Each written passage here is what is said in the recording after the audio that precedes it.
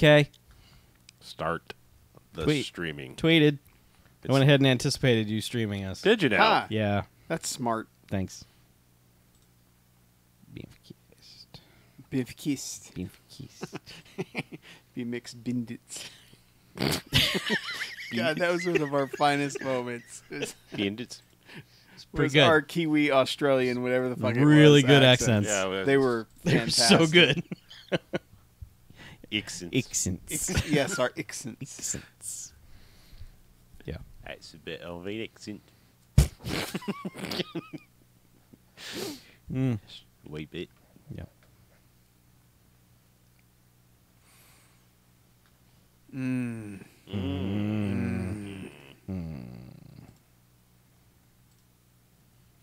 I didn't realize I had a white bar on the bottom. Whatever. White What? bar. On the White bar? on the poster is like Oh. an extra That's bit racist. of Yeah. graphic.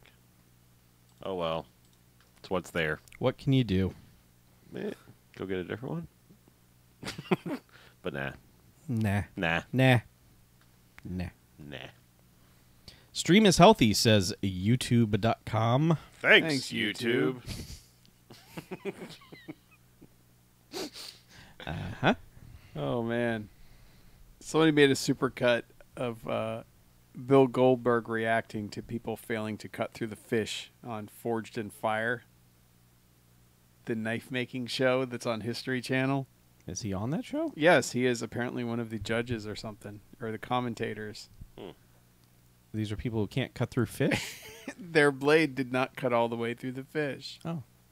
Is it like one And Bill, swing? yes. Okay. And Bill Goldberg disappointedly reacting to it each time. Does he just spear them one by one? I need to go to Adam Riff more often. I keep forgetting about that site. But I think the guy who does Adam Riff also keeps forgetting about the site. Oh. Mr. Riff. Is it less sporty than it was for a while? Because like for a while it was like, hey, you like sports? Here's some sports memes. Yeah, it was. Yeah, it was frustrating. I mean, I've been following that one for like 13 years now. Yeah. And I think he got to the point where he's like, this is never going to be more than it is. And he was very disappointed in that. And I was too, kind of, because like I actually thought he had some really good shit on that site. But people don't do blogs anymore. Right.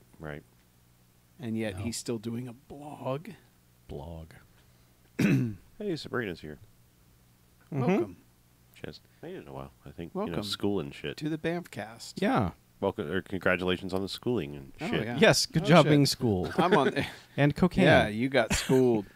Oh shit! I'm watching the old replay. Where's the current live stream? Where's the current? I was checking current it out. live stream? Boy, Where's the current? Where is I it? look big and fat in my yellow shirt. I Who like are it. these people? It's us. Oh. Just graduated today. Valedictorian. Oh snap! Damn. Good job, Sabrina. That's You're like- amazing. You're like smart and shit. Not like us. yeah, what are you What doing is watching the- us? Yeah. What's the number for 48th in your class? 48th. 48th Victorian? Yes. Because that was me. I was Yeah. 48th. It's the I don't know why I remember that, but it's I the do. last dictorian. Big Dictorian, am I right? Yeah, that's That's me. That is you. Yes. Summa star laude. Yeah. I love that in college I never had straight A's any of my semesters. The closest I came was my very last semester, except for my advisor, no less, gave me a B+ on my final 3D animation. Because it was all subjective because it was Sure. art. Right. Art. That motherfucker gave me a B+. So I had all A's and a B+. So I never got all A's in college for any semester. Man, what a dick. That guy was a piece of shit. Yeah. Like, he was Yeah. like the worst advisor ever. I'd have to come to him with my schedule for him to do anything. And he'd be like, all right, yeah, looks good. They'd sign it. He was also a dude that wore bracelets. Like jelly bracelets? No, like a gold bracelet. He Uh-huh. had multiple ones. And I was always like, I mean, if you're not like above 60 and it's a medical one, Yeah, stop it. Do not nope, resuscitate. he was neither of those things at that time. Oh. I'm sure he's over 60 now. Jesus. Yeah. I don't know. I could not have told you how old he was. He was Yeah. one of those men of indeterminate age. Mm-hmm. And that was 20 years ago. So to me, everyone over like 25 was an old fuck. Well, it's still true. It is Well, absolutely true. yes. Mm-hmm. And anyone younger than me is a fucking millennial garbage. Right. Yeah. Fucking millennial Yeah. garbage. No. I actually, I honestly associate No. more with millennials than I do with like Generation X. People might. The only thing is like, millennials are like, man, grunge was fucking stupid. And I'm like, no, you're fucking stupid. That's But accurate. that's about it. Mhm. But they're kind of right. Are they though? They're like 10% right. Do not concur. Yeah. But they're also like, yeah, like 7 Mary 3, that was grunge. It's like, no, that was the tag-along garbage that came later. It was practically ska. Ska. Ska is terrible. Well, I agree. Ska was like, hey, our guitarist learned one riff, so now we can make music. And we also know a guy with a trumpet. Yeah, I was gonna say they have horns. Yeah. Yeah. But the guitar was always... It It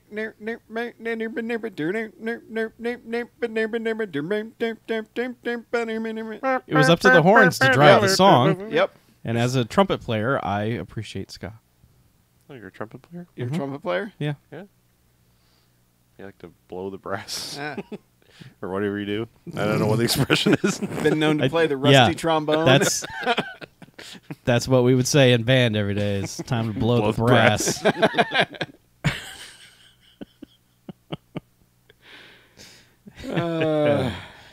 Oh, we have fun here. Mm. Speaking of fun, why don't we just light this candle? Oh, sure. Yeah.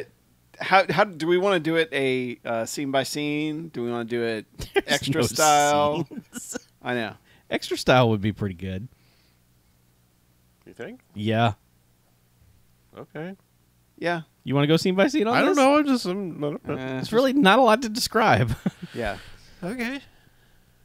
If we go scene by scene, our descriptions are going to be very similar from scene to scene. Okay. Yeah. Well, you know. They get away, and then Then they fight. the American Cyborg comes back, and then they get away, and then he. I don't think he was the American Cyborg.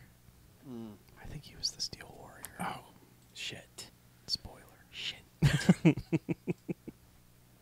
All right. Here, let me The American Cyborg was us. fix the poster a little bit. It's a little, The American Cyborg was the friends we made along the way. It was. Yeah. It was a little faded. a little faded. Yeah, I had to You just, bump up the opacity yeah. on the poster So people could see it. so I could pop the peas. Yeah. Wait, nobody told me Detroiters season 2 has already started. Detroiters? The fuck, people? What's a Detroiter? Comedy Become Central. human? No. I literally Is it- have is- no idea what that is. Okay. Yeah, none. Detroiters? Yeah. I only watch It's a Comedy sitcom. Central when South Park is on. Okay. So It was a Comedy Central show where it's two guys who have their own advertising agency, but it's more like the one guy inherited his dad's advertising agency when his dad lost his mind, and then he got his best friend to just be there, and so they like to think that they have jobs, but they don't. But they keep pitching like cable access level TV commercials for businesses and stuff. It's good. Okay. It is a good show.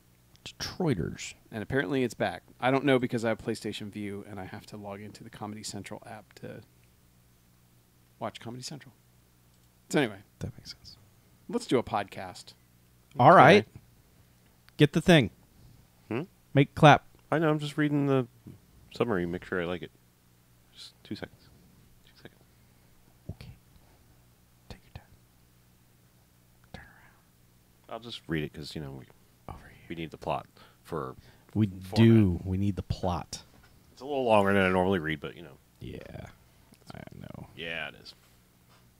Yeah. All right, here we go. Okay.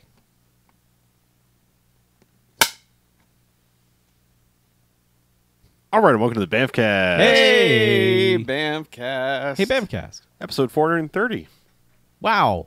How time flies. Man. Blaze it. Yes. I am Harlow. I'm Mackie. I'm Chuck. Chuck's reaction laughing so hard got me. Threw my timing off. Blaze it. Blaze it. So, what we do each and every episode of this here BMFcast is we go and we watch ourselves a quote-unquote bad movie. Then we come in here and talk about it for the first half. And then we rate them. Good bad movies, enjoyable bad movies. I get 1 to 5 jocks and robot jocks. Robot Jocks. Hey, Robot Jocks. Gets 5 jocks. It does. But- More if we were to give them. But you know what? What? There are also bad movies as a stay away. Guess what gets... That's a negative sliding scale. It works backwards. You see, that's what negative sliding means. So it gets 1 to 5 bags, as in giant bags of trash. Oh, Yeah. Okay. That's for the bad movies. Garbage. Just stay the ever living Total F away from them. junk. yes. Stay the F away. Yeah. We don't swear here. No. Get the F out. Hey, we don't fucking swear on this podcast, okay? What? Put a quarter in the jar. Nah. We don't have a jar. We had already exploded from Yeah. all the quarters. Yeah, that's true. No I have quarters. thrown We in. have all the quarters. No quarters. So, Freedom Month. Hell we're, yeah. We're smack dab in the middle of it. No themes, no rhyme, no reason. Just America. Just America. Right. Is all up in this bitch. Yes. That's Correct. So well we- said. Yeah. It brought us to 1993's American Cyborg, Steel Warrior. Right. Yeah. Yeah. Well, I read the colon. I read punctuation. Yes. well, I read the colon. I pronounce the colon. So I'm does like my a doctor. proctologist. I read the colon. Oh, pleasure to meet you, sir. A blind proctologist. You see the whole hand. Yeah. So I'm just gonna go ahead and I'm gonna spoil that we are going to once again attempt for reals this time. We're going to attempt our BMFcast Extra pilot format for this here show. Alrighty then. So we are not going to go scene by scene per se, unless the mood strikes us, because we're fucking adults and we can do what we want. However, we will start with a quick plot summary, and then we'll get like into cast and crew and maybe go through a couple key Okay. scenes. Sure. Okay, great. After the nuclear war, people are sterile and ruled by the artificial intelligence they created in this violent world. The only woman who is able to give life to a child has to take the child through the dangerous city to a ship to save it. She is followed by an immortal killer robot through all the dangers, and only one guy tries to help her survive. And only one guy. Just one guy. You threw me off. And only one guy tries to help her survive Just one guy. and protect her from the killing machines. Okay. And that guy's name is BJ. I think that's unfair using the word child because that is underselling what is actually happening. You should have said child Look, in the sarcastic air quotes voice. Child. yes. Okay. It's a fetus. How about that? It totally is a fetus in a jar with a countdown Yes. timer on it. Well, It's an exploding fetus in a jar. fetuses and cocaine, they as soon as they touch air, it's a They limited spoil, time yeah. thing. Yeah, you've got Yeah. a limited amount of time. Well, they do technically start dying as soon as they touch air. That's true. Yeah. Yes. That's deep, man. Yeah. Real deep. Yeah. So, that's your basic plot. Let's go over who we have like BMFcast alum wise in this movie. Okay. The writer, Brent Friedman, Okay. of Food Fight. Do you remember Food Fight? Parts of me do. Which parts? The parts parts, that get angry. parts that I have not been able to suppress through drinking. Right. Yeah.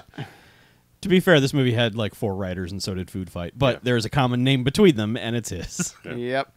Also starring Joe Lara. Lara. Lara. I subscribe to the Lara Croft Yeah. school of pronouncing Lara. Yeah. Joe Lara.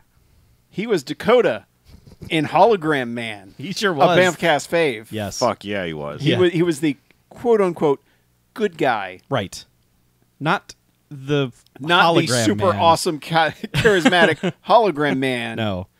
Although later He did become a hologram he also man. became hologram man Spoilers. TOO. Yeah. But no, he's back. This is our second Joe Lara movie. Yes, welcome back. Yes. Welcome back, Dime Store Joseph Fiends.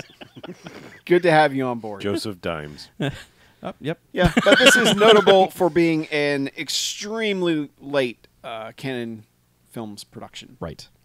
Like I think Globus is credited as a producer in the beginning, but not Menachem Golan. Yeah, they had already split up, and Menachem Golan had gone his own way. Yes. They Yeah. they each had their own love of a dance, Yeah. and that split them apart. Tore them in two. Yeah. Yeah, and it's the various trivia sources say, "Oh, this is the last Canon release," and some say like Canon theatrical release, and it's the card at the end says 92, Yeah. Some places say 93. Some say it was released as late as 94. Mm-hmm. So Yeah. it's in that weird era of shit just kind of It's a floating very around late back then. canon. If it's canon maybe. at all, it's barely canon because it was crumbling at this point. Right. Let's put it that way. Yeah. Much like everything in this movie. Yeah. This movie's probably a metaphor for canon films. Aw. This movie takes place in Charleston, South Carolina, Yeah, it totally does. but not remotely Charleston. No. This whole movie was filmed in Israel. Yeah. Um, But they go out of their way in the beginning of the movie to establish, hey, this is Charleston. mm-hmm. Because, like, down to there's manhole covers that say Charleston. Yep. And License plates. license plates, yeah. Yeah, because So- it's after the apocalypse. They everything's established the fuck out of the fact that this was Charleston. right. Yeah. You know, unrecognizable For whatever Charleston, reason. but, Right. you know, still Charleston. Yep. But, yeah, Yeah. I mean, Well, let's put it this way. mhm. Have you seen The Terminator? I have. Have you seen Children of Men? I have. Have you seen Jean-Claude Van Damme's Cyborg? That I have. Yeah. I've seen all these things. Yeah, I've seen those. Guess what? What? This is kind of if all of them got, Had a little fetus? yeah, we're just, yes, we're tossed in a, yes. Have you seen Total Recall? Yeah. If you had Do a you back... remember the little thing in the guy's belly that would go, Quaid? Oh, Quato. Yeah. Start the reactor. Yeah. Mm-hmm. I remember. Yes. Yes. If you remember all of those things Uh-huh. and you enjoyed them, You might enjoy American Cyborg. Yes. Steel this Warrior. is a cocktail that's been shaken up in there, Mm, yes. like the fetus in the jar throughout the movie. Yes. The poor fetus gets Yeah. shook. It's Yeah. Yeah, it was Yeah. shook. But AF. I mean, this plot-wise, this is very much Children of Men, to the point where I had to look up if P.D. James's novel came out before or after this, and Yeah. the novel came out in '92. Not sure when, and because of the weird production schedule of this, it could be right around the same time. You know, because you don't know how fast they were cranking these out. But plot-wise, this is 100%. All right, everybody's sterile. There's one woman who's capable of producing eggs and having a child, and here it is in a jar. yeah, and yeah, Get it to the boat. it's kind of weird. I just wanted to note that, like, through about 30 to 45 minutes of this movie, it felt to me like they had just come off of seeing Terminator 2, and were like, fuck that noise. Like, Terminator's not supposed to be the friend. He's supposed to be a murder machine. You know, so why that sucks. We're going to remake the original Terminator. Yeah. And then about halfway through the movie, it's like, nope, psych, it's Terminator 2. yeah. Yeah. Well, I will say this: like the guy who is the cyborg Robot. yeah, the one who's coming after John St. Ryan, Mm-hmm. who kind of looks pretty much the same these days, except less hair. But Picture Ted Turner. Like Yeah. a buff Yeah. Ted Turner for some weird yeah, reason. with a sweet stash. Yeah, it's but like he is- was doing the workouts by Fonda. yeah. Yeah, like he actually did that stuff. Ah. Well, I will give him credit. He learned the good lessons from the Terminator, as did the filmmakers of this, Okay. because they don't overplay him. They have him this robotic killing machine. Mm-hmm. And man, does he kill a whole bunch of stupid people in the beginning of this movie. Yeah, the beginning of this movie is also kind of a swerve because we follow one dude like slinking around the streets and stuff, and you feel like he's going to be a main guy because you follow him for so long, but it's not. He gets taken out.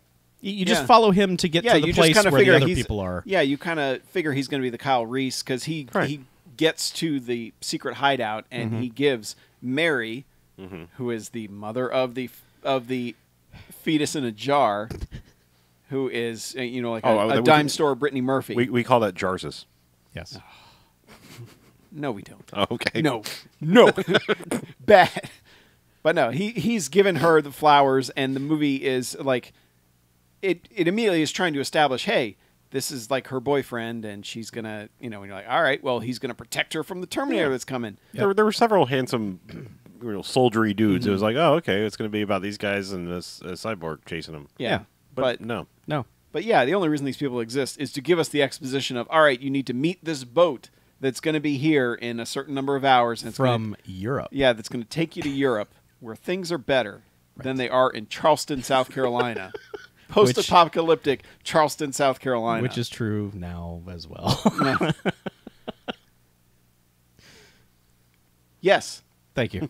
Don't get political, but yes. Sorry. Keep politics out of your It's podcast. It's America Month. I can't No. help it. Gotta keep This movie's them an out. allegory. Yeah. It's not Yeah. that gory. I don't know. It's pretty But- gory. Did you see the robot's finger? He's got a pointy, sharp finger thing. He does, yeah. It's a data port. Yeah, And also a stabby thing. I just love that so many old movies, well, or not, I shouldn't say old, but like so many early '90s movies like that had all the analog future tech. Like nobody ever thought wireless. No. And it's sad because like filmmaking would have been so much easier to do. Like, all right, you don't even have to like make an interface or a thing. You just be like, all right, he's getting this information wirelessly. Yeah, like Johnny Mnemonic just backs up to the Qi charger and Yeah. Yeah. downloads himself. But like nobody was like wireless. That's ridiculous. Yeah. That like things that feature movies never get are the wireless thing. The technology never goes past laser discs. It's always giant shiny laser discs. And sometimes mini well, discs. Sometimes little tiny like we made it. And TVs never got bigger than like 36 inches. You just got 50 of them. Right. And also 4:3, like no one ever foresaw. Widescreen. Yeah, it just never happened. Well, So- why I would they? I love mean, it. think about it. I mean, look, I'm coming from the side of a lot's changed in the last 20 years, technology-wise. Yeah. But we had 50 years of standard square-ass TVs before that. I mean, it's I know, but I'm just saying when the futurists sit down to do their pre-production, what's the future going to look like bullshit. There are just things that people had no idea, just no concept of. It just never entered their minds. So, Yeah. But anyway, yeah. no, it's established that this guy is a robot and that he has Terminator vision. They go to Terminator vision a lot. Yeah. And He has like weird like Resident Evil umbrella logo on his eyes. Like his eyes Yeah. are like this weird two-tone pattern, and they also illuminate when he wants them to. yeah. I mean, it's an effect that works. Because when he's stalking through the darkness, you can see his eyes. Yeah. Yeah, but basically, this lady, Mary, gets away from the facility, and she's the only one. Like, there was one other lady who's like, "Come on, let's go," and she gets shot while going over the fence. So, like, there's a decent amount of movie where it's just her running away from Robot Dude until eventually, this Dakota movie- shows up. This movie doesn't let up. No. Like, No. this movie only has like 2 scenes that are just could be considered downtime. Yeah. Because when you have a Terminator who you keep killing and it keeps coming back in various ways, you're going to have a lot of scenes of, all right, we got away from it, and then boom, smashes through the wall. Hey, I'm back. Yep. Have a nice day. I'm going to kill you again. Right. It's a lot of that, and you could tell they didn't have a lot of locations. So what they do is they film like in one location at night, and then they film there in the day, so it looks different. But they're supposed to be going through the city of Charleston to get to the port, so she can take her fetus jar to the European boat. We'll note the entire movie was filmed in Tel Aviv. Yes. Stand in for Charleston. Yes. Tel Aviv. Very convincing. Yeah. But yes, there's also a ticking clock because this portable fetus carrier thing can only last for 36 hours. Yeah, the fetus juice doesn't last past it. Yeah, goes because bad. isn't she juicing up the fetus? Yeah, she plugs it into her back or something to feed it. Yeah. I don't Sure, know. we don't know. We're Yeah. Never right, quite right sure. before everybody gets gunned down. Yeah. Terminator at the precinct. Yeah, the style. important things to note is everything's fucked. There's cyborgs that'll murder you if they catch a whim. Yep. But the voiceover at the beginning was basically like the cyborgs fucked everything up, and they said, "Well, the human race is sterile, so we're just going to let them live out until they all die, and then we take over." Yeah, they can hang out in the cities, and then when they die, we'll. But we'll just, if they act a fool at all, we'll just shoot them. right, that the cyborgs are out looking for trouble. Yeah, Like, hey, what are you up to? yeah. But Transport there's also, fetuses in Charleston. I guess, when you're out and about, you also require some sort of like radiation pill things because it seems to be the hot commodity is like anti-rads of some sort. that's a big deal. Yeah, so that's basically when she meets up with Austin, aka Dakota. She's like, it makes a deal. It's like, look, I'll give you some of these things, and then there's a whole bunch more at the boat waiting for us when we get there. Yeah. Help me, and I'll give them to you. And he's like, all right. And so, yes, it's a lot of like, run to this place. Whew, we're safe. Oh, the cyborg guy's back. Punch, punch, punch. Because like Austin fights him 8 times and gets his ass kicked. At least. Yeah. Yes. I will note, like, she is able to take out the Terminator, you call it Terminator, but the cyborg the first time on her own. She drops like an engine or something on it. Yeah, there's a lot of heavy things just suspended for no reason in this movie. Yeah. Yes. But then she's attacked by a group of basically the only way to put it is like a transvestite gang. the gay Nazis have arrived. Yeah. They're wearing. Hey, no. Just because they're transvestites doesn't mean they're gay. I'm just. They're cosplaying Rocky Horror. They are. Yeah. Yeah. But they're toughs. You know, they're not.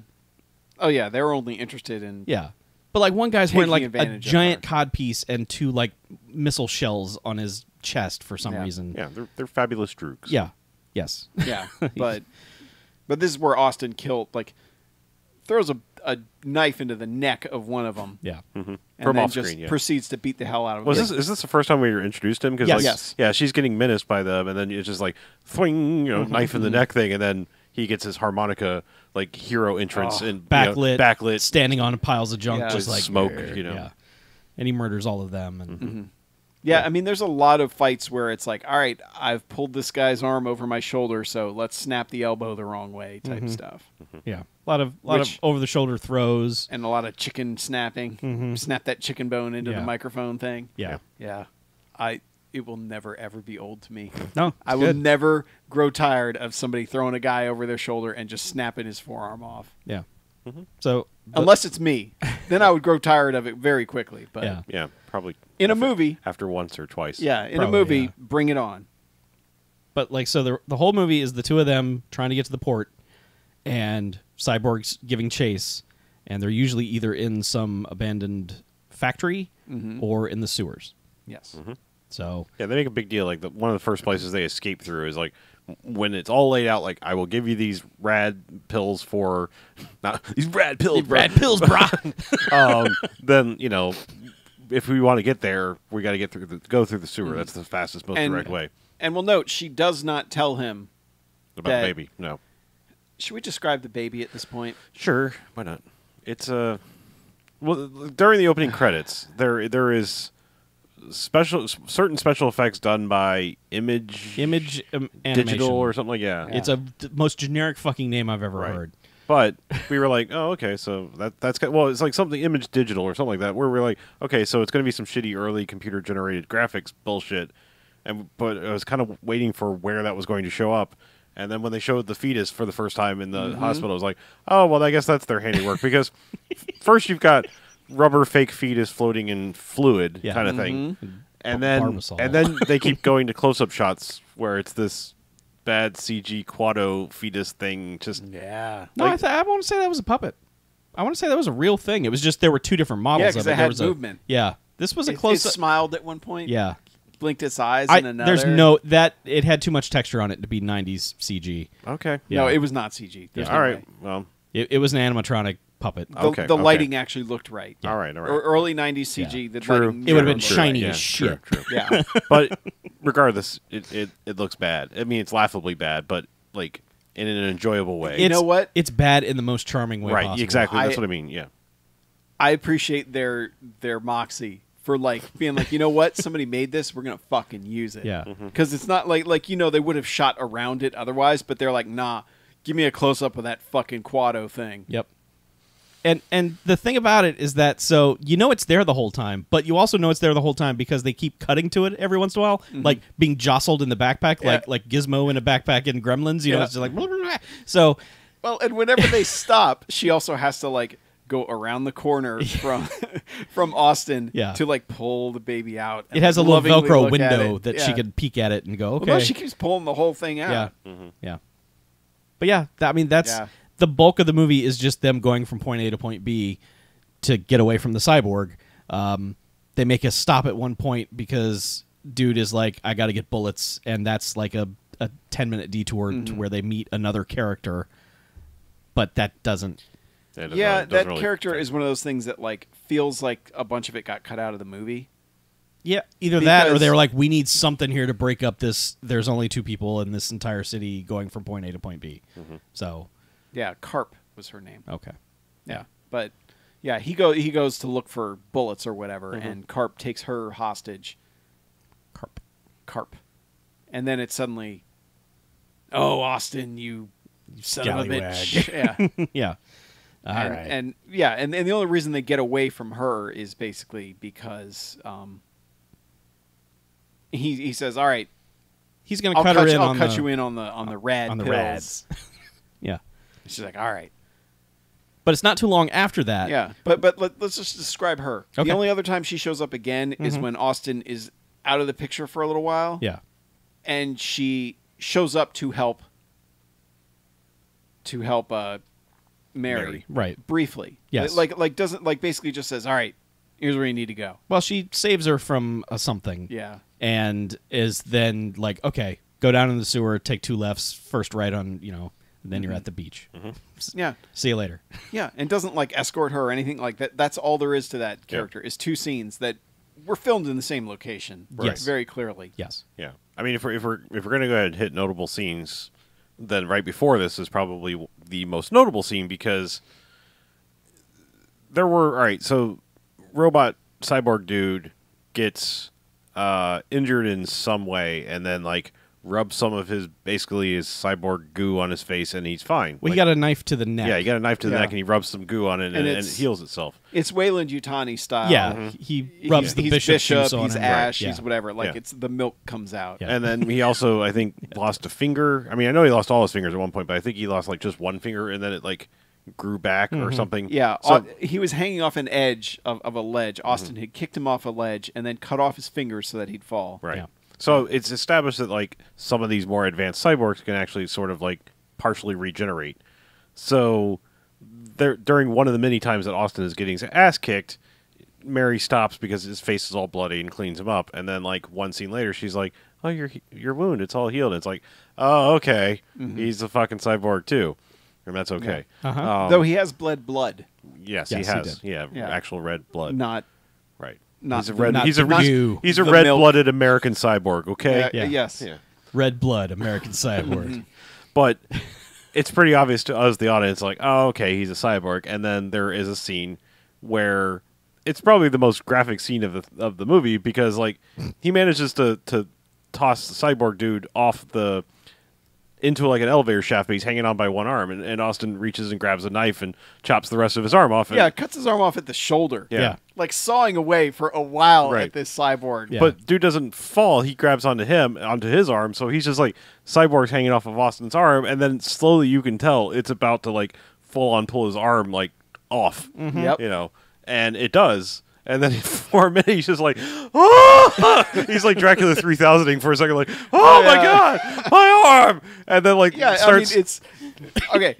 In the pantheon of oh fuck, that just happened to me scenes, you've got Dracula 3000 with just the openly weeping because his hand got cut off, which is fantastic. Yep. You've got Eric Roberts getting his shoulder fucked up last week. Yes. And just flopping around going, no! Yeah. Reaching another octave. Yeah. Yeah. And then you've got this one where it is a good good moment. I think he would have freaked out more, except he's like, it's almost like he stops and goes like, wait, this doesn't hurt like it should. Yeah. And then reaches down and starts fiddling with the open wound and pulls out like some wire, and he's like, no. But Yeah. Yeah, Mary he walks does up- that's not Yeah. true. That's Yeah. impossible. That's impossible. But Mary walks moment. up on him and is like, oh my god, she doesn't show as much concern as she should for a guy she was kind of falling in love with whose arm is now It's ripped really off. weird. She comes over and just kind of gives him a hug, like, "Oh, that was sweet Yeah. of you to get your Well, arm yes, torn they off." had for me. also. Well, note her first kiss was with him. Yeah. literally like a minute before this scene started. Right. Like their kissing was interrupted by Cyborg smashing through the wall. Yes. Look, no. I know. No. Yeah. Well, Yeah, they don't establish how she had a baby. I don't know if it's totally test tube related, but there was a bunch of dudes in her bunker. And yeah, this girl's hot. Yeah. I mean, there's no other way around it. This girl is super hot. Right. And yeah, no. And no. Yeah. This was not her first kiss. I'm sorry. Don't buy it. Hey, man, once you've been irradiated, it's kind of like, I don't care about that stuff anymore. Eh. I don't know about all that. But anyway, Everyone's dirty. I take away the power for like one day. In 9 months, there will be a shitload of babies. Like every hurricane, 9 months later. Yeah. Fuckload of babies. Hurricane baby. Anyway. Yeah.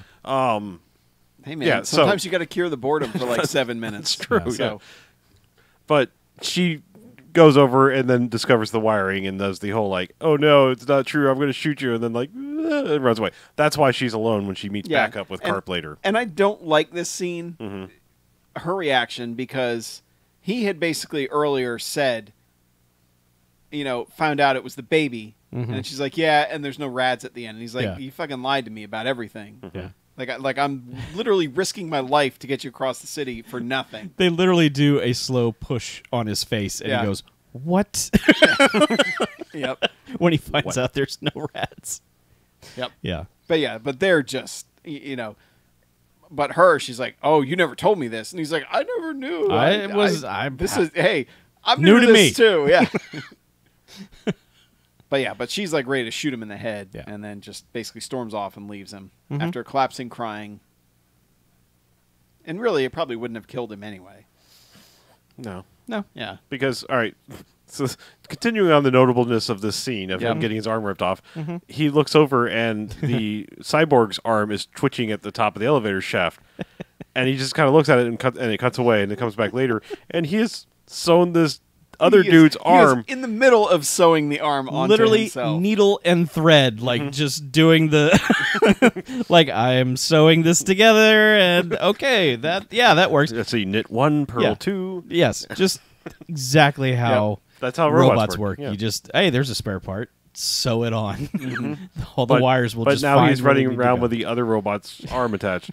And then when the cyborg, of course, shows up at the end, when she sees the beach and he flies up out of the water like we all knew was going to happen, he has an arm, and I'm guessing he's more advanced and he just regrew it because it's all just bare metal. It's metal and black because like when he regrew his fingers, they didn't finish regrowing; they were like black and. Well, they were basically the data ports. And he's also wearing a leather jacket, too, on top of that, so you couldn't really see it. But at this point, when he's popped up, he's got the leather jacket opens, and he's got the leather jacket over bare chest look. Yep. Plus high-waisted biker pant leather thing. It's a good look if you're a killer cyborg. Yeah. Just big shoulder pads. It's and- just a good look in general, Chuck. Yeah. It really is. You should embrace it. Ted Turner's hot. Yeah. We're going to go shopping for you, Chuck. Okay. Yeah. I'll wear that. Yeah. You can be a leather Yeah, daddy. but she's made it to the beach, but he's already there to attack her. Yes, in front of her. Yep. Like is lurking in the water. Yeah, And that's one thing about ye old Cyborg is I don't get it because machines aren't supposed to take pleasure out of murdering, but he does a lot of I could murder you with my gun right now, but I'd rather do fisticuffs. Yeah. Like Well, he uses his yeah. gun as a shield at one point. I know. When what's his face is shooting at him, he's just And like she actually breaks his gun because she shot it. Yeah. in but the correct place. There are at least 3 of the times where Austin gets his ass kicked where he's just shouldered the gun like, all right, let's fight. yeah, let's fight kung fu style. But sort of. I think okay, from like their first fight when he's punching him in the Yep. face like 3 or 4 times, he stops and says, "What's your name?" Or he says, "Identify yourself." Right, and it's like, okay, this guy knows that guy's a cyborg because his head should have fallen clean off his shoulders after that like 4th punch from a cyborg. So Okay. Yeah, because that's one thing about the cyborg. It murders everyone quick. Yeah. Like there's actually a fight after she gets away where in the very beginning where it's a bunch of scavengers like trying to fight him with knives, and he's just like nah. mercilessly wrecks them. He also just blows away a pack of rats in the sewer for no He does, reason. yeah. Yeah. They make a squeaky noise, and he's just like, nah, blam. Yeah. Like, he also enjoys the killer frisbees because He does. at one point early in the movie, so this homeless dude was like, "Please, sir, I need food," blah, and throws up on his shoes, and so he murders that guy, and then like a bunch of pack rat, thieves come out to rob that old man of his wares, and so he picks up a trash can lid and flings it at them to get them to go away. He knocks one of their hats off. Yes. I believe. But at the end of the movie, when he's giving chase to the girl as she's running down the beach, he looks over at an abandoned car, and there's like a hubcap with like razors or blades or something on it. It's like a fucking Andy Sedaris device. Yeah. And he just picks it up and goes, no, and just, flings Well, it he right at tracks her. her. Yeah. And flings it right at her and nails her in the back of the head, and she just takes a nap on the beach for a while. And it says target eliminated. Yeah. And I was like, holy shit. If she actually just went out like that, holy shit. Yeah. Because it's like, it's the end of the movie, too. Yeah. But I appreciate they establish it at the beginning of the movie that he likes throwing things. Yeah. But Chekhov's hubcap. Yeah. Yeah. But I honestly thought she might be dead because he walks over and like picks her up and just reaches in the pack and just like drops her in the dirt He just takes the baby. on the sand. Yeah. The And, fetus jar. yep. But she's not dead. Yeah. And Austin shows back up. They fight in the water. Eventually, he managed to get him blown up. I don't really. What happens is he basically she shot the cyborg in the eye when he got close to her, which fucked up his targeting system. Yeah, which fucked up his targeting. So he basically ripped out half his face off. Yeah. That's right. He pulled his robot guts out. That's how he. Yeah, it's one of those decent prosthetic effects where it's like, real good. Yeah, where he just peels off his skin off his face. Yep. And so he's done that, and then Austin basically uses the hand that had been sewn onto his body to use the spiked finger to poke his other eye out. Yeah. And then he just reaches into his abdomen and pulls out his robot guts. guts. Because he stabs him a bunch of times. This is one of those movies where, like, okay, cyborgs can still get stabbed, and they're going to feel it. Yeah. But yeah, he rips out his robo guts, and dives in the water, and the thing just blows up. Yep. But the baby countdown or the fetus countdown is like down to like 30 seconds down. It's just floating around the water. Yep. And so like, I love that this like thing is floating around the water. Austin gets it and is like, here's your baby. And then it's like 2 feet of water where this boat is coming in, and they can both be standing in it. She can barely walk to the boat. It's just like the first step she takes, she practically face plants, gets up, and then promptly falls down again. Yeah. But anyway, they get. I just figure she was concussed from the hubcap to the back of the head. Probably, yes. Yeah. I personally have never had a hubcap hit the back of my head, but I can't imagine it feels good. You should try a hubcap donkey punch once in a while. But they get it to the boat, and all of Europe secures the fetus and congratulates her. Okay. I say all of Europe because it's like, I know there was a German accent, and somebody's like, sacre bleu. Yeah. It's like all of Europe is on the boat. Viva la résistance. Yeah, but like, so they have like this weird like pneumatic tube device that they suck the fetus out of into this larger tube that has more fetus goo in it, and they have this countdown clock on that. So you're watching this baby kind of like come up through this just tube of goo, and then it gets to 1, and they're like, okay, we made it. And it's like, and they get a close-up shot of the baby's face, like blinking and smiling. Yeah, I so wanted that baby to thumbs up. I was just freeze frame on the baby thumbs up. I was just like, you know what? This movie's that fucking stupid. Just fucking fetus thumbs up. Let's fucking do this. Oh, man. Like, thanks, guys. How would he know? Good work, Europe. Yep. So, I don't know.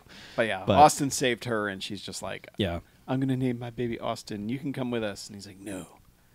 I know their system now. Yeah. I'm going to go back and give the people something to believe in. Yeah, whatever. A cyborg man who's not a evil cyborg man. I want to talk about one scene that's like right in the middle of all this that's breaks up the monotony of just Cyborg versus those two, is that they get kidnapped by cannibals, basically. Yes. Which he had warned her about. Yeah, but she still got kidnapped by them. And they're all super burned, like, and most of them are wrapped up like mummies, which is fucking hilarious when the action starts. Yeah. So this is a stunt spectacular. This is nonstop, just dudes flipping and getting axes thrown at them, and like one guy they throw into like the empty front of a car, and then they drop an engine block on him. Oh and, yeah, that bastard. yeah. That whole sequence is just nonstop dudes flipping and getting punched and kicked and wrecked, and that's the best break in the monotony of the rest of this movie. Not to say that, I mean, a lot of this movie is constant, like, punching and kicking and throwing and stuff in factories being pushed over. Yeah. But it's the one time they let Austin actually beat the hell out of some people. Right, yeah. Like he did in the beginning, kind of. But, like, this is one where it's like, oh yeah, we forgot. He can actually fight. Because he's just gotten his ass handed to him by this Terminator dozens of times. And these guys are going to eat the fetus. They're like, and so, like, the chief guy's running around at the end, like, running with the backpack, like, I'm going to steal this fetus. And Austin is just like, give me that back. And the guy's just like, fuck you. It's just like out of nowhere. It's just like, it's really like the only language in this movie. It's just like, oh. Yeah, there was a little bit more here and there, but yeah. But yeah, it's just a really good fuck you. It is a good line read. It's a good line read, but the guy's like doesn't have a particularly like, manly or menacing voice. No. It's just like, but it's still like, it's got some sass on it. Yeah, it does. Yeah. It's got sauce. So. And then there's also they go to visit one guy who's like a barter, like just a trader. Like Austin brings him the batteries. That guy was sassy, and he's got like a duct tape neck brace on and a suit. And man, Mary walks into the scene like, I'll give you something for those batteries, and he's like, shut up, bitch! You know, Yeah, just like, he just who's whips around. this bitch? Yeah, he hadn't even seen her yet. He just, as he's whipping around, just like, shut up, bitch. So Yeah. There's Yeah. some good bad line reads in this movie. yes, too. yeah. Like the line is pretty good, but the awkward way the people read them are even better for Yeah. some reason. So Exactly. yeah, So I guess we reached the end of the movie. yeah. Unless Basically. anyone has some other notable No. I mean, bit. I would say the arm de-armification, the farewell to arms was my favorite. Yeah. Yeah, I mean, there's some good violence in this. Yes. Like it's not a movie that shies away from any sort of violence whatsoever. no, it's like okay, everyone's getting wrecked. Life is cheap. Yeah, In Charleston. Because there's been so many movies like this where like, were this on like sci-fi or something? You know, where like they're kind of shying away from swearing and violence, and this one's like, nope, Yeah. we're a canon movie. God damn it. Yeah, no nudity. I mean, there was the Sin City stuff going on in the background. Yeah. It was just like, hey, you want a date? You know, kind of things on the background, but nah. Yeah, and one girl recognizes him. She's like, "Hey, Austin." And I was just like, I can just know. imagine him telling Mary, "I don't know how that woman know my name. I don't understand." There's one weird bit where I think someone thought maybe they would try to get sexy. It's like after the acid rain scene where Mary gets under like a tarp or something and then just starts pouring water on herself, but is doing it in a weird like erotic way, and it's just like, well, all right, but I don't know why. Yeah. You were already wet to begin with, so this really isn't doing anything. She's washing all the But, acid rain yeah. off. But like, so her shirt is 2 sizes too small because she is constantly threatening to spill out of it, and she also has like Ultimate Warrior boots on. Yeah, and Yeah. yoga pants. Yeah. And a yoga mat. She Right. has, Yes, like, the yeah. pack has a yoga mat on the top of it. permanent, like bright purple yoga mat. Like it's supposed to be a bedroll, I guess, but they literally just went and found a yoga mat and rolled it up. I I mean, just figured those are the only things that are going to survive the apocalypse because they'll never decompose. Yeah, those things will last forever. yeah. Yoga mats. Maybe it did some future thing where you push a button and it expands out to like a mattress or something. Oh. They just didn't do it. No. So Maybe it's just for yoga. could have been for yoga. Maybe she was a yogi. I mean, she looked like she probably did some yoga. Yeah, she probably did. I'd probably watch her do yoga. Yeah. Yeah. Okay. I guess let's rate it. No Stargrove. Oh yeah. No, Soundtrack is good though. Like it's bad good. it's got that harmonica theme for Yeah. Austin, especially when he first shows up. It's the first time you hear Oh. it. It's just like, oh wow, okay. Yes. The music they play for him at the end when he's walking down the beach to leave is this pretty, like, I would try to use that for something else. Like if I was Tarantino or something, I'd be like, that track of music is going in my movie. I'm going to use it right. Yeah. You know, I mean, all his themes in the movie come together into this one piece as he's walking down the beach before it freeze frames and we get credits. But There's also this other repeating piece of music throughout the movie that it's like her theme almost. Well, I was gonna say I think it's like supposed to be like the Cyborg's theme because the breakdown of the main part of it sounds like the hyperdrive engine of the Millennium Falcon not spinning up. Oh, yeah. So that is constant on the soundtrack, and it's related to the Cyborg. It's just like that's his music whenever he's around. But it seemed like in the early scenes when it was happening, it just seemed like as things were getting shot up, they were all like engines cooling down on them, and I'm like, well, this is an odd society where everything is running off a giant jet engine, but it's not. It's just actually the soundtrack. It's just like his like stalking around music is this weird like Millennium Falcon shutting down sound, and I don't care for it. I think it kind of gets in the way. It does. I mean, just because of the repetition, I Yeah. think it was fine here and there. There's a couple ones that are really sad and slow that made me laugh when it's, but it just they use this regular sound so many times, and it's just like, please stop. The only other thing I want to note is I would almost be willing to give this an instant award if he'd freaked out about his arm just a little bit longer. Yeah, Like it was so close. yeah. He was. Yeah. It was. I mean, it was a good freak out. But I mean, also then he he was was the just main like- character because I don't know. To me, Inciting is more about a guy who's like just Can't handle the Yeah, situation. he's just the guy who's was it Hudson or Hicks? Hudson. He's Hicks. He's Hicks. Hicks. Well, Hudson's Bill Paxton from Aliens. Yeah. That's an instant freak out. It's not your main guy. Just a guy who's like, fuck it, man. It's game over. Yep. Mhm. Yeah. Someone who is overwhelmed by the situation. Yes. He was overwhelmed for half a second. And he was like, "Wait, what? I'm a Yeah. fucking cyborg." Shit. Basically, anyone who could win the Ensign Award, the scene could end with someone slapping them and saying, "Snap out of it, man." Yeah. Right. Okay. Or shaking them. Yeah, Like, God, that, like that fetus. like the dude in Shockwaves in the Nuthuggers. Yeah. Yeah. That guy lost his shit. That was a good He sure did. ensign. But there's no ensigning No. in this. Yeah. one. It's a close one. It's pretty close. Yeah. pretty good at freak out. Yeah. Anyway, Yeah. guess we rate this thing now. Yeah, I guess we do. I'll go. All right. I was sitting at a jocks the entire time because I was like, you know what? This is, I mean, it's a simple plot. There's not a lot to it, but they're constantly doing stuff in every scene. It's repetitive, but they are wrecking things and each other. And, you know, I mean, like the 8th time he fought the evil cyborg, I was like, okay, come on. What the hell are you doing? Like, you're not coming at him with any advanced strategy here. It's just like, now I have a stick, you know, and the cyborg's like, fuck your stick. I'm going to punch you in the face. And they just kept doing that over and over again. But so I like that. I just like the overall, just like, okay, point A to point B and lots of fights in between. But then I think like the whole like mummy stunt spectacular show that they have in the middle of this where it's just random dudes getting wrecked for no reason except to just break up the monotony. I give that scene a jocks as well. So I'm giving the whole movie 2 jocks. It's not fantastic. It's not quotable. There aren't things in it where you just leap to your feet and go, oh shit, but it's good enough. I can echo that.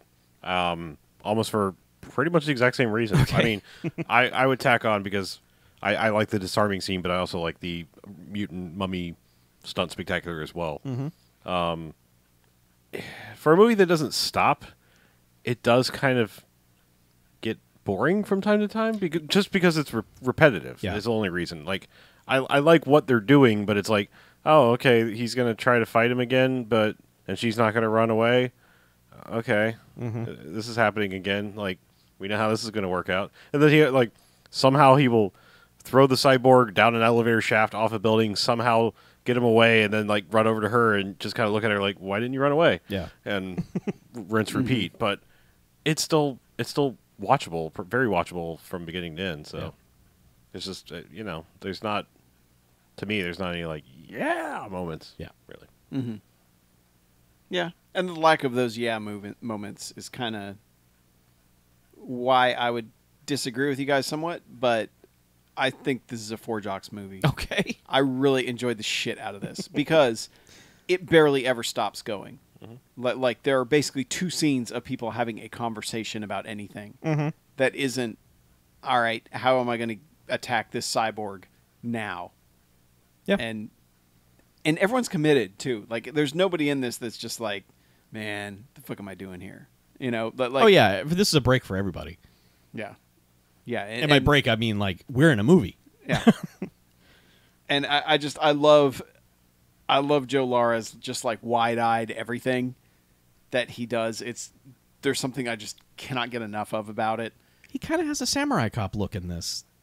He does kind of like just big eyes and long stringy hair. like unblinking all the time. Yeah. But I don't know, man. I like just everything about this was right up my alley. But like you said, the lack of any moment where you're just like, fuck yes, is the only reason this doesn't get 5 jocks for me. But I enjoy anything that just keeps moving like this one does. Yeah. And even though like the cyborg's going to pop up out of the water at the end, I was still like, yeah, there's that cyborg again. Yeah. And I mean, like it's well lit. The film stock is good. Yeah, and like the fights are well filmed. Yeah. They never get to the chaotic, like, I don't even know what's happening point. Like the geography always stays true. They were fine on the geography. I did notice that they did some of the like cut right on an impact, which annoyed me a little bit. Yeah. Like usually like when the cyborg would do like some sort of spin kick, they would cut away from it at the last minute and then show it like a different angle of it. Yeah. And it would just But I mean like it's staged well, it's shot well, it looks good. The music is mostly a Casio keyboard, but I mean it's with a harmonica. Yeah, exactly. Yeah. So yeah. I really enjoyed it. Yeah. Okay. Cool. Well, take a break, shall we? Yes. Yeah. Yeah. All right. Yeah. Yeah. Break. Yeah. Yeah. So I've got plenty for the second half. I do too. All right, cool. Me too. I mean, almost everything could be pretty quick for me. I have two things. Do you have any theatrical? Mm-mm. So you did not see Ant-Man and the Wasp? I haven't yet, no. I almost went last night, and I was just like, I'm tired. I don't want to. I just, it was one of those, like, do I go see it so I can see it before we podcast, or do I go see it when I think I might enjoy it more? You know? You should always pick that up. Yeah, and that's what I opted with. I was like, I'm tired. Good job. Right on. You should sleep late. Yeah. It's much Yeah. better on your constitution. Yeah. I don't hang out with them dudes. I got nothing to do with them. What about your female? My two things are television, Ooh. but Ooh, they're not. hoity-toity. They are not in depth in any way. Just some casual thoughts. Do we have correspondence to cover as well, or? I think that Patreon comment is worth reading. I Okay. flagged it. I saw that. There's a lot of Amazon order updates. A lot of people commenting about what movie you guys are going to watch Mhm. as well. Mm-hmm. Seeing that. And nobody bought Fuzz. Now we had to relist Fuzz. The fuck? People buy Fuzz. Yeah, fucking buy Fuzz. Fuzz fuckers. It's got that lady in it. It does. And that She's- guy. She's pretty. Yeah. Which pretty lady? Raquel Raquel Welch. Yeah. She's a pretty lady. She is a pretty lady. Hmm.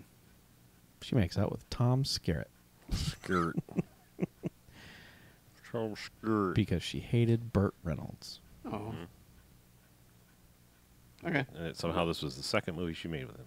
Mm-hmm. Yep. I will read those. All right. Do we have 2 emails? 2 emails. 2 emails. Cool. All right. Well, Let's just do it. so do you have theatrical stuff or no? Yes. Okay. Oh, that's right. Yeah. I know what you saw I know what you saw. this summer.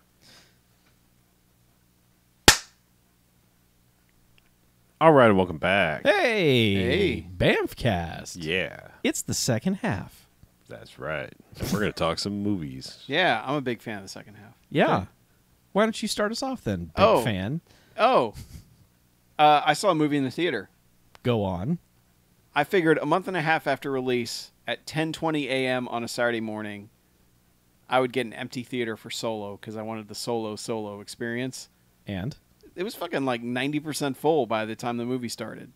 was it in one of the tiny side theaters? No, actually, it was No? like in the, you get the big one, Right. and then there's the one next door to the big one. Yeah. So it was still a pretty big theater. Okay. And I was surprised, but people packed it in. Cool. There were only like 3 showings that entire day, so I was like, well, I'm going either now or like late in the afternoon. So Yeah. yeah, Solo's great. That movie's fucking great. Okay. That movie never stops moving. It never stops doing fun things. It's awesome. It is exactly what a Star Wars movie feels like it should be. It's propulsive and it just keeps going. And I loved all of the, like, just the way they put the team together Mm-hmm. in it. There are so many good side characters that have like implied stories that I want told somewhere, type thing. Yeah. And there's people that will complain that, oh, this movie's not necessary. We don't really need to know where Han Solo came from. And I can agree with that, but who cares? The movie's good. It's fun. So why not tell me this story? Yeah.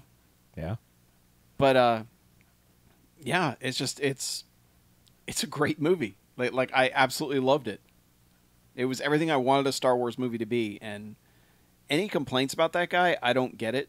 Like the guy playing Han Solo, because I know there are a lot of people like, "It's not Han Solo." He's blah, blah, blah." I mean, when I saw I still thought he pictures was- of him, I was like, "Who is this guy?" And I had all that feeling, but as soon as I started watching the movie, I was like, "Yeah, okay." Yeah, It was just like, any skepticism I had about him being Han Solo was gone. It's like, yeah, he had the swagger. Okay, I buy it. yeah, it's really great. The only thing, honestly, is like Lando was a bit oversold by people. He's all right, but he's not like my favorite character in the movie by any means. So Do you think we saw all the Ron Howard Lando stuff? I honestly, there's only a couple sequences where like there's one sequence in the movie where it's like joke, joke, joke, joke, joke, like 4 in a row, and I was like, okay, this is clearly from the first version of this movie. Right. But it never felt like anything else aside from Clint Howard showing up. You're like, oh, well, we know who filmed that fucking scene. Yeah.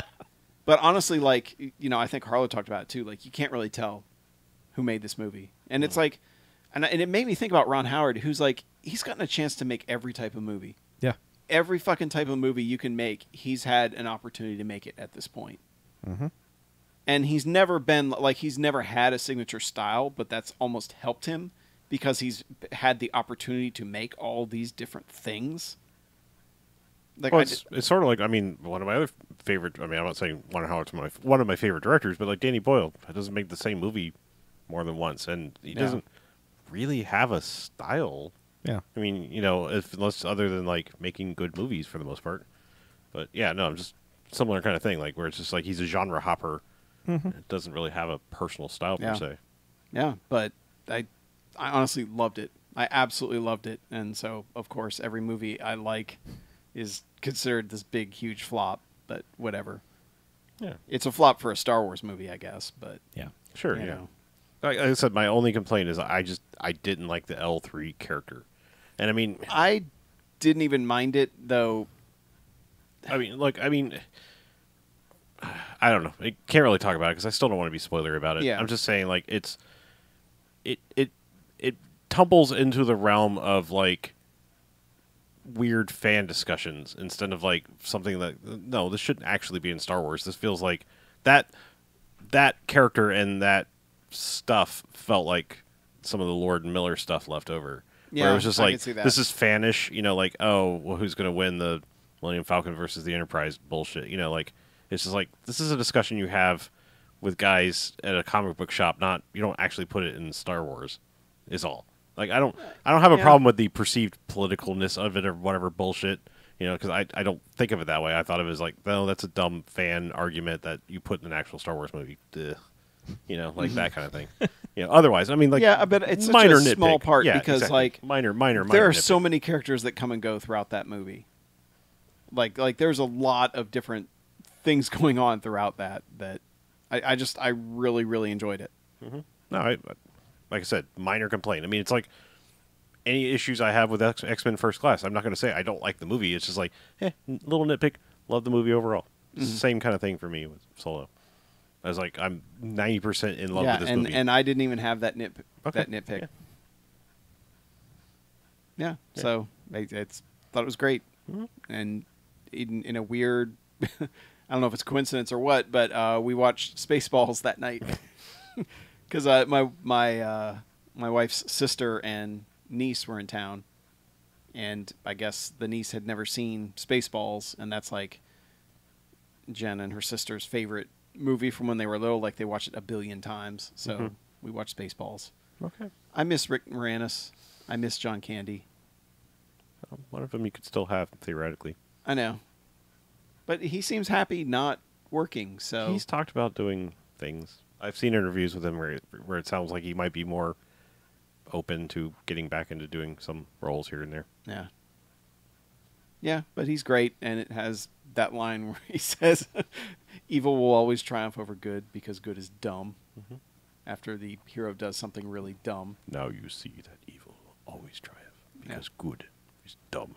Yeah, I've seen it a few times. Yeah, yeah. But that movie, it's another one of those like gags movies where like some of them hit, some of them really don't. But Not that I'm not shitting on Star Wars or Spaceballs because it's going to sound like I am, but like we think we talked about this before. Spaceballs is a first draft movie. I brought it up. Yeah, when I rewatched it and was like, oh no, Spaceballs is bad. Well, I wouldn't go so far as bad. It's just it's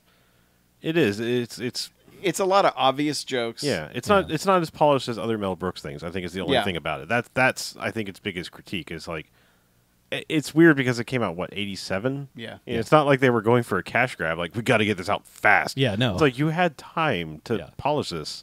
It's kind of weird to me that like it feels like a first draft kind of rushed movie from time to time. But when the gags hit, they're some of the best gags in any Mel Brooks Yeah, movie. yeah. The whole surrounded by assholes scene is really great. Yeah. It was just, I don't know why, but we ended up watching it that night. Water my ass, get this man some Pepto-Bismol. Yeah. Still one of my favorite lines of all time. But there's just things that will trigger me. Just the sound of Joan Rivers' voice is just like, Eh. man, this is the most 80s thing ever, and I fucking hate it. Like, Yeah. so I'm a hater. I know. Yeah, you're Nah, right. I like it enough, but I'm not sitting there laughing throughout. I think it's one of those, like, you have to have watched it when you were like 8 and it hit you like the right way or something. Oh, I don't mean, know. it did for me. The jokes now, it just seem like joke, and then 3 seconds of silence to let the movie theater audience laugh, and Yeah. you're like, oh God, what's happening? Yeah. So, Well, I mean, it was a turning point in Mel Brooks' career because Oh, yeah. while again there is funny shit in Robin Hood Men in Tights, that is yeah. another first draft movie. yeah. Yeah. And then, man, the king of the first draft movies is the Dracula movie. Holy shit. Yeah. Yeah. Oof. Yeah. But, it's one of my wife's favorites, so I'm okay with it. But my niece, she liked it. I think she liked that she got to watch a movie with swearing. Yeah. So I think she was enjoying that. That goes a part. long way when you're a kid. Yeah. How old? Well, and she... Age? I think she's 9. Oh, shit! I saw Spaceballs a No, billion times well, by the the time thing I was is, like- well, the problem is she has 2 younger brothers, so she Oh. never gets to watch anything she wants to watch. Right. And obviously nothing with swearing or anything in it because they will be in the room instantly, and then you got to deal with a 4-year-old walking around swearing all the time. So Yeah. yeah, not fun. But yeah, that's good. The only thing, rewatched Ant-Man again. I think it was on 4th of July, only because we were like, all right, if we're going to see Ant-Man and the Wasp, we need to watch Ant-Man. Because Jen hadn't seen that one either. And yeah, that movie was better than I remember. Like, there's a lot of just fun heist stuff and a lot of good Chekhov's stuff. Right. Like, the first act, there's just like throwaway lines that are used as jokes that come back for explaining things later on in the movie, which I really appreciate. And then it's like, I don't know how, but I had completely forgotten that it started out as an Edgar Wright movie until the credits showed up and he had the screenplay cut, and I'm like, okay, that's Yeah. why. Yeah. Yeah, part of me wonders if he dropped off that project voluntarily because he was like, shit, I really want to make Baby Driver finally, and I can't be like Mr. Heist Man. Because, I mean, Ant-Man's a fucking heist movie. Yeah. Yeah. In a Marvel movie, but, I mean... Yeah. It's, I don't know. I mean, I not- felt not okay as with him still- dropping out because I mean- we got Baby Driver. I mean, so- Baby Yeah. Driver's not a heist movie. It's a bank robbery getaway movie, but yeah. it shares tropes with heist movies, sort Yeah. of. I mean, there's planning and all that. Yeah. Precision execution. And I still want to see Ant-Man and the Wasp, but Yeah. it didn't work out. Same here. Yeah. But that Ant-Man is good. Yes, It is a great movie. I had more fun the second time watching it, so Is that the end of your yeah. movie run? My Odyssey. Okay. I guess I will start with a movie that I haven't seen before that I've watched. I've watched multiple movies that I will kind of breeze through quickly. The one new one is this was kind of on my queue to watch, and I saw some people talking. It's one of those movies that you're like, I'll get around to watching that, and I heard people giving it higher than what it seemed to deserve praise, so I watched Blockers. Okay. I was like, I like John Cena being funny. Yeah. Yeah. I sometimes can be okay with Leslie Mann. Sometimes she's a little annoying, depends on the role, but it's a good movie. It's worth it's one of those R-rated comedy things that's like that's at least worth a watch. It's fine. Yeah, it's fine to there are sometimes that it gets pretty funny. Okay.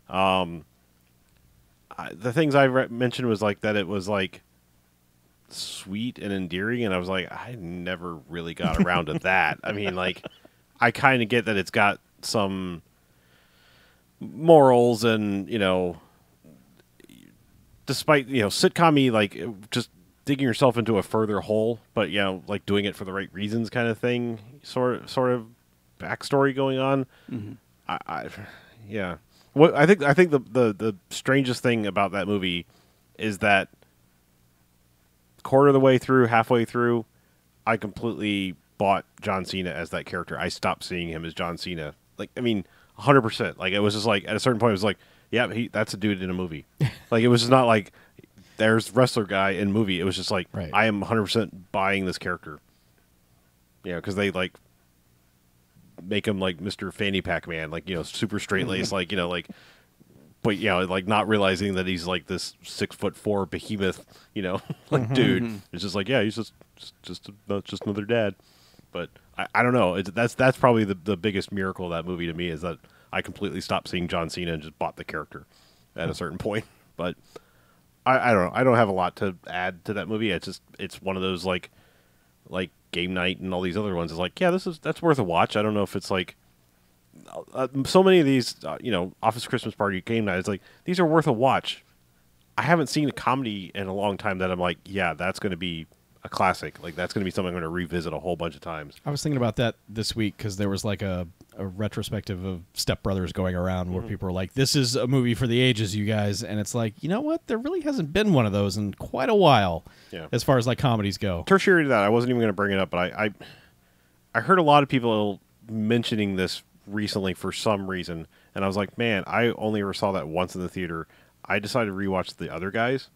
Oh, right, yeah. I don't know what it is about that one. That is one of the Will Ferrell movies that just doesn't click with me. And I mean, it's got good things in it, but like, that's one of those ones that like people seem to really love alongside Talladega Nights and Anchorman and stuff, and it's like, it's not there for me. And I, to a lesser extent, Step Brothers isn't even quite there. Step Brothers has a lot of great stuff, but it's, to me, like, Anchorman and Talladega Nights are like way over here, and it's like, those are like, yeah, these are pretty good. I think the thing with The Other Guys is that it's plot heavy, but the plot kind of sucks. Mm-hmm. It's kind of like, I think it was the second Naked Gun movie that like had this big environmental slant to it, and it was like, I get what you're putting into your movie, but it's getting in the way of the plot. And The Other Guys kind of had that too, of just like this, we're going to rant about the environment because that was what was on everyone's minds in 2009 or whenever this was. Well, I seem to remember also like a lot of the jokes being, all right, we're just going to keep hammering this joke until it gets funny. Yeah. Like with him like acting like Selma Hayek is just fucking ugly. Yeah, it's like, that's a good joke for about 10 seconds, but for the whole movie. But like for every time she shows up. Yeah. Eva Mendes. She's not, or Eva Mendes, sorry. Yeah. No, it's been a long time since I watched it. Yeah. But yeah, either way, Eva Mendes. I know you don't like her, but I like. She looks better in that movie than most others. Yeah. Probably because they're just constantly talking shit at her. I'm like, hey, that's a pretty lady. Yeah. But I never thought she was like ugly. I just don't think she's much of an actress. It's like, but just hammering that like that same joke about her every time she shows up was just weird, and there's just a lot of, and also like I think it was Mark Wahlberg, just like he was very one note in that movie. Oh yeah, and it's not that's really Mark Wahlberg actual. Yeah, but it's not really a funny note, you know. Other than this peacock thing, that's pretty good. Yeah, it just feels like he doesn't get it. Like he's going along with it, but he doesn't get it. Oh, that's Mark Wahlberg. In I know, every comedy. but it's like that. You can sense that, and that's if it had been John C. Reilly, you're like, okay, these two guys get it, and I think I think you'd probably agree. The best thing about Other Guys is Michael Keaton. Yes. Yeah, that was the start of when he came back. Oh right? yeah. Michael Keaton's so good in that. I mean, like, just everything about him. Like literally everything he does. The quoting the TLC, the working at Bed Bath and Beyond. Like it's like he's giving a bullpen speech. Like. So I don't know. Here's a problem I have with watching like extras and things. So I don't know if this was one of like the 9 million line reads for The Other Guys. When they do like the montage of like, here's the 80 other things we had the guy say. So like Adam McKay is a homeless guy in that movie for like 2 seconds. They're threatening them on the street. And either in the movie proper or in the extras at something, he threatens them by saying, we're going to come over there and put some D's and some A's. And I have been saying that for like ever since that movie came out. And I can't remember if that's in the movie proper or if it's just one of the dumb. I think that's an extra. Okay. I don't remember that line. But because we're going to come over there and put some D's and some A's. And I'm like, what the fuck? It's a weird threat. Anyway, but like I said, I wasn't even going to mention that one, Okay. but you made me think that I actually did watch it. So quickly, my Independence Day watching. I did not watch Independence Day 1 and or 2 because I'm going to be honest. Independence Day, y'all have a lot of love for that. It's not as good as y'all remember. I'm sorry. It's okay. It's fine. It's too long. It's good. It's way too long. I mean, it's fun. I've started to turn on that movie. I was one of the movie's biggest supporters for a long time. I've started to turn on it where I'm like, you can see the seams in this. Yeah. And the Randy Quaid thing at the end is so fucking post-production. We had to refilm this because the other thing didn't make any sense. Well, and it's like, that's every fucking special dumb. effect in the movie looks like a they're bad. reshoot. Yeah. Especially like, my copy got upgraded to 4K. And I'm like, this is Oh, this is no. one of those movies that shouldn't be in 4K. No. Oh, when they take the little tiny alien model ship and just skip it across the desert at the end, it's like, that's the ship crashing. Oh, when I'm the like, dog is jumping away from the explosion. Yeah, that's some good. Look, green I'm not- screen. people at the theater fucking laughed out loud Yes, when that they happened. Yeah. Anyway, I'm not here to talk about Independence Day. I didn't watch that, but it's fine if that's your tradition. Look, you don't have a lot of choices for the 4th of July. Oh, yeah, you do. Do you? Like, Sure. Born on it. Like, that's that's an uplifting movie I'm going to watch. Yeah. That man overcame being crippled and walked again at the end. Did I he? don't I think don't think that that's happened. And not then true. he won the gold medal No, No, that is, no, no, no, no, that's not. absolutely for not. basketball. Nope. This is I not don't the think you plot. saw Born on That the 4th of is July. not the movie I have that not seen that movie. All right. Well, think it's a movie about Lieutenant Dan. Only Lieutenant Dan doesn't get treated so well. That's what the entirety of Born on the 4th Yes, of July he is. got magic legs. Yeah, he didn't, and then he though. played basketball. No. Anywho, what I did watch, speaking of things that got upgraded to 4K, I watched Predator. Oh, okay, yeah. Because you want to celebrate America? Yes. Let's have an Austrian chasing an alien in South Mexico. America. Well, technically it's really Yeah. in Mexico, but yes. Dude. Yeah. So yeah, Predator's fucking awesome. Yes. So fucking good. Yes, it is. I have literally nothing to add except that movie is awesome and I should watch it more often. Yep. It's real good. How did the 4K version look? It looks fine. Because I know the Blu-ray had issues for a Yeah. while. There is It did. apparently one Blu-ray version that got rubber-fied, is what everyone says. Yeah. They like put the smoothing on and it's Yeah. just like, oh, God. No, this one Yeah. looks fine. It Yeah, looks okay. good. Okay. Yeah. I just know that was an issue a lot of people had with the Blu-ray Predator, at least. Yeah. And then to follow that up, because I was like, I need to do something that actually celebrates America, so I decided to watch Idiocracy. Okay, yeah. Yeah. And I did that recently, that too. That seemed appropriate to watch that day. Yeah. Man, I almost wore my Brondo shirt today, too. Yeah, I mean, well, somebody shared the gif of President Camacho riding on the presidential chopper and slamming the beer and then giving the finger to everybody, and I was like, yeah, I should probably watch that movie. It's been a while. Yeah. But yeah, that movie still. It's really a shame that like that movie had no budget, like because it's one of those things like only now am I really like noticing like just how bad the special effects stuff is in that. Like, all the stuff at the final, like the fight in the arena at the end is just bad. but Beef Supreme, Yeah. that dude's fucking awesome. Yeah, yes. Like Hey, Beef Supreme is here. like That's a movie I think that is fucking name alone I know. is so goddamn good. Yeah. And that picture of him with the flamethrower, like meh. Yeah. Like I Yep. want a fucking Beef Supreme shirt. It's weird how much of that. Like, I remember the first time I saw that movie, thinking, what a weird post-production nightmare that thing had to have been, because it seems like so much of the movie takes place while the narrator is just blabbing on about something, and they're just letting scenes play out underneath it. It just, I don't know. I think the studio probably got a hold of that and was like, we don't know what the fuck you've made. This doesn't make any sense. We're going to try to cut it together into some sort of cohesive thing. I'm surprised with its popularity that it's never gotten like some sort of special edition. Like, Yeah. here's another $1 million. Go fix this fucking thing. Yeah. Because I think- it's made a fuckload of money on DVD and Blu-ray. I don't know if it's like corporations or what that just get fucking blasted in that has something to do with it. That's always been the theory of people are like, why isn't there one? Yeah. Is like Starbucks and Costco Well, and it's owned by Fox, who yeah. are driving us towards that actual reality. Yeah. I mean, I've But always... hey, Disney will own it soon, maybe. Yeah. I always was of the mindset of, like, they fucked it over so bad that Mike Judge was just like, "Fuck you guys, I'm not having." Yeah, any kind of part like how it. David Fincher won't have anything to do with any of the Alien 3 stuff, even if it's like they were making up that people are like, we know how bad you got fucked, and we're trying to tell everybody how bad you got fucked, and he's like, I don't want anything to do with it. Well, we'll let you put together, recut it, make your cut. No, Yeah, I will not wants acknowledge nothing that to do with yeah, it. Yeah, so it could be something like that. Yeah. That's a movie that's weird too. Like, I don't remember plot or anything. I just remember moments very vividly, obviously, from that movie. The plot is real dumb.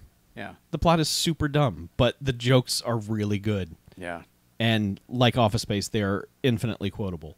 Mm-hmm. You just can't quote them in the general public. You just can't say "Go away, Baton," even though Why that not? is you can't. You just can't. Just try that the next time Amazon knocks on your door. See what happens. Okay. I'm gonna give me an intercom just to make sure they hear it. Yeah. That's the future I want. I want to get to the point where you can say to someone else, "Go away, Baton," and they're like, "Oh yeah, no problem. I'll be back." But my Well, and a fist, chair you could shit in. put my fist in your ass. Face, Yep. ass. I just love that. Can't even form full sentence. It's so good. Anywho, last thing, and I'm going to blast through these real fast. I picked up a cheap copy of Raising Arizona via iTunes because it was like, it threw it in my face. It was like, hey, you might like this for $5. I was like, fuck yeah, I will. Yep. So then I was like, I watched that. And I was like, you know what? I'm going to watch what I consider my holy trilogy of the Coen Brothers movies. All right. And I know a lot of people are like, what is it? I don't know. I'm going to tell you. I one each night. I watched Raising Arizona. Okay. And then I watched Our Brother, Where Art Thou? All right. And I know the third one. What is it? Hudsucker Proxy. That's absolutely right. Good man. Because, all right, so it is not that I don't like other Coen Brothers movies. I like a lot of other Coen Brothers movies. There is something about those three movies and together that I feel like are a weird sort of... They're a trilogy like the Cornetto trilogy to me. Mm-hmm. Because, like, they are on a wavelength that none of the other Coen Brother movies are on. I feel like Hail Caesar tried to be on that wavelength, and it failed miserably. Miserably. Fail Caesar. But... Nailed it. Yeah, there's something about those three movies that are like in this sweet spot of their career that I just feel like it is this strange kind of trilogy of movies that just work. They're not plot-wise similar or location or time period similar. There's just something about those three. Like, you could argue Big Lebowski almost gets there, but Big Lebowski is this strange farcical thing that's like it's made with the confidence of something and the straightforwardness almost of something like No Country for Old Men, with occasional goofy moments thrown in. Mm-hmm. There is a frenetic pace to those other three movies that just defies like everything else. Like that, they just don't do any. They don't have any other movies that are the same as those three. Mm-hmm.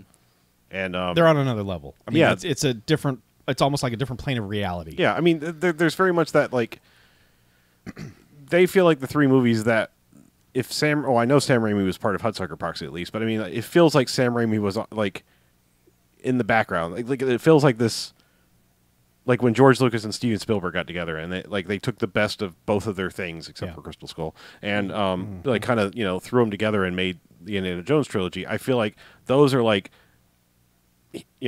Sam Raimi was off somewhere just going like, hey, why don't you do this? Like, this will be fun, and we'll do the sweepy camera thing that, from Evil Dead here. And, there's just something that feels different about those three. And like I said, I need to give Hudsucker another shot. I feel like I was in the wrong frame of mind whenever I watched it. You certainly can be. I fucking adore that movie. And it's not my, like, Raising Arizona will still be my favorite Coen Brothers movie, probably till I die or they decide to make something better.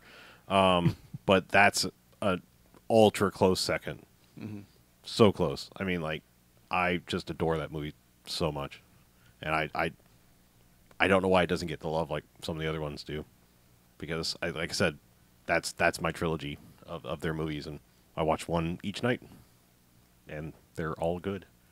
They are. It's good. Much like Coen Brothers movies. There's very few that are bad.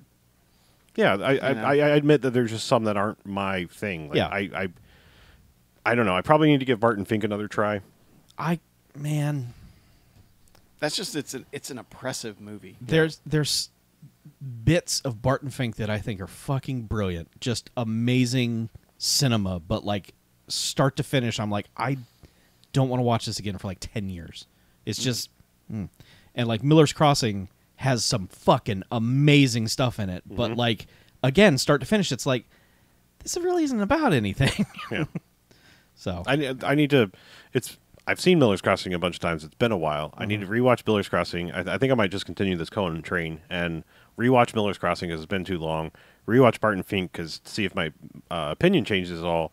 And I really, really need to rewatch Man Who Wasn't There again because like I know I've seen it. As hell. I know I haven't seen it in a long time, but I remember It's fucking gorgeous. I remember nothing about that movie. Oh my god, it is one of those movies you just want to pause it and look at frames. Yeah. Because they're so good.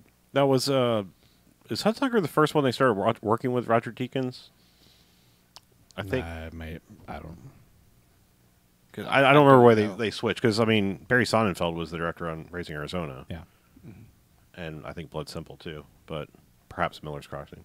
But no, Miller's Crossing was Deakins, I'm pretty sure. I don't. But remember. yeah, they switched, somewhere along the way there. Who shot Fargo? Deakins. That was probably Deakins. Okay. Yeah. I am looking now. And I've never actually seen was it A Simple Man? Yeah. Yeah. He did Hudsucker. He did Barton Fink. It looks like Barton Fink was his first one for them.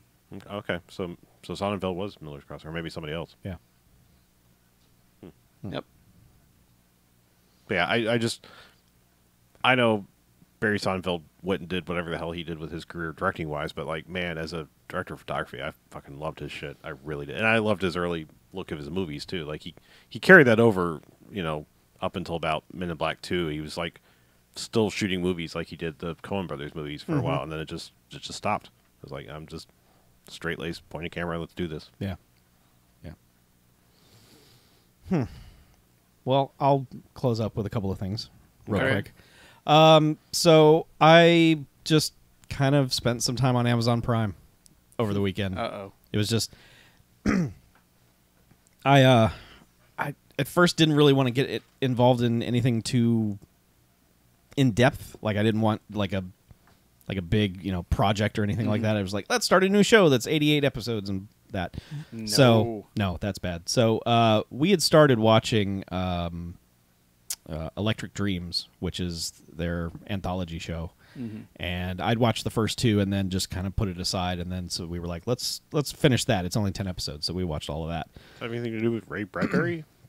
Philip K. Dick. Oh, yeah. Yeah, Sorry. they're all based on his stories. That show it's Black Mirror, but a little cheerier. Yeah. Not quite as nihilistic, but still pretty fucking dark.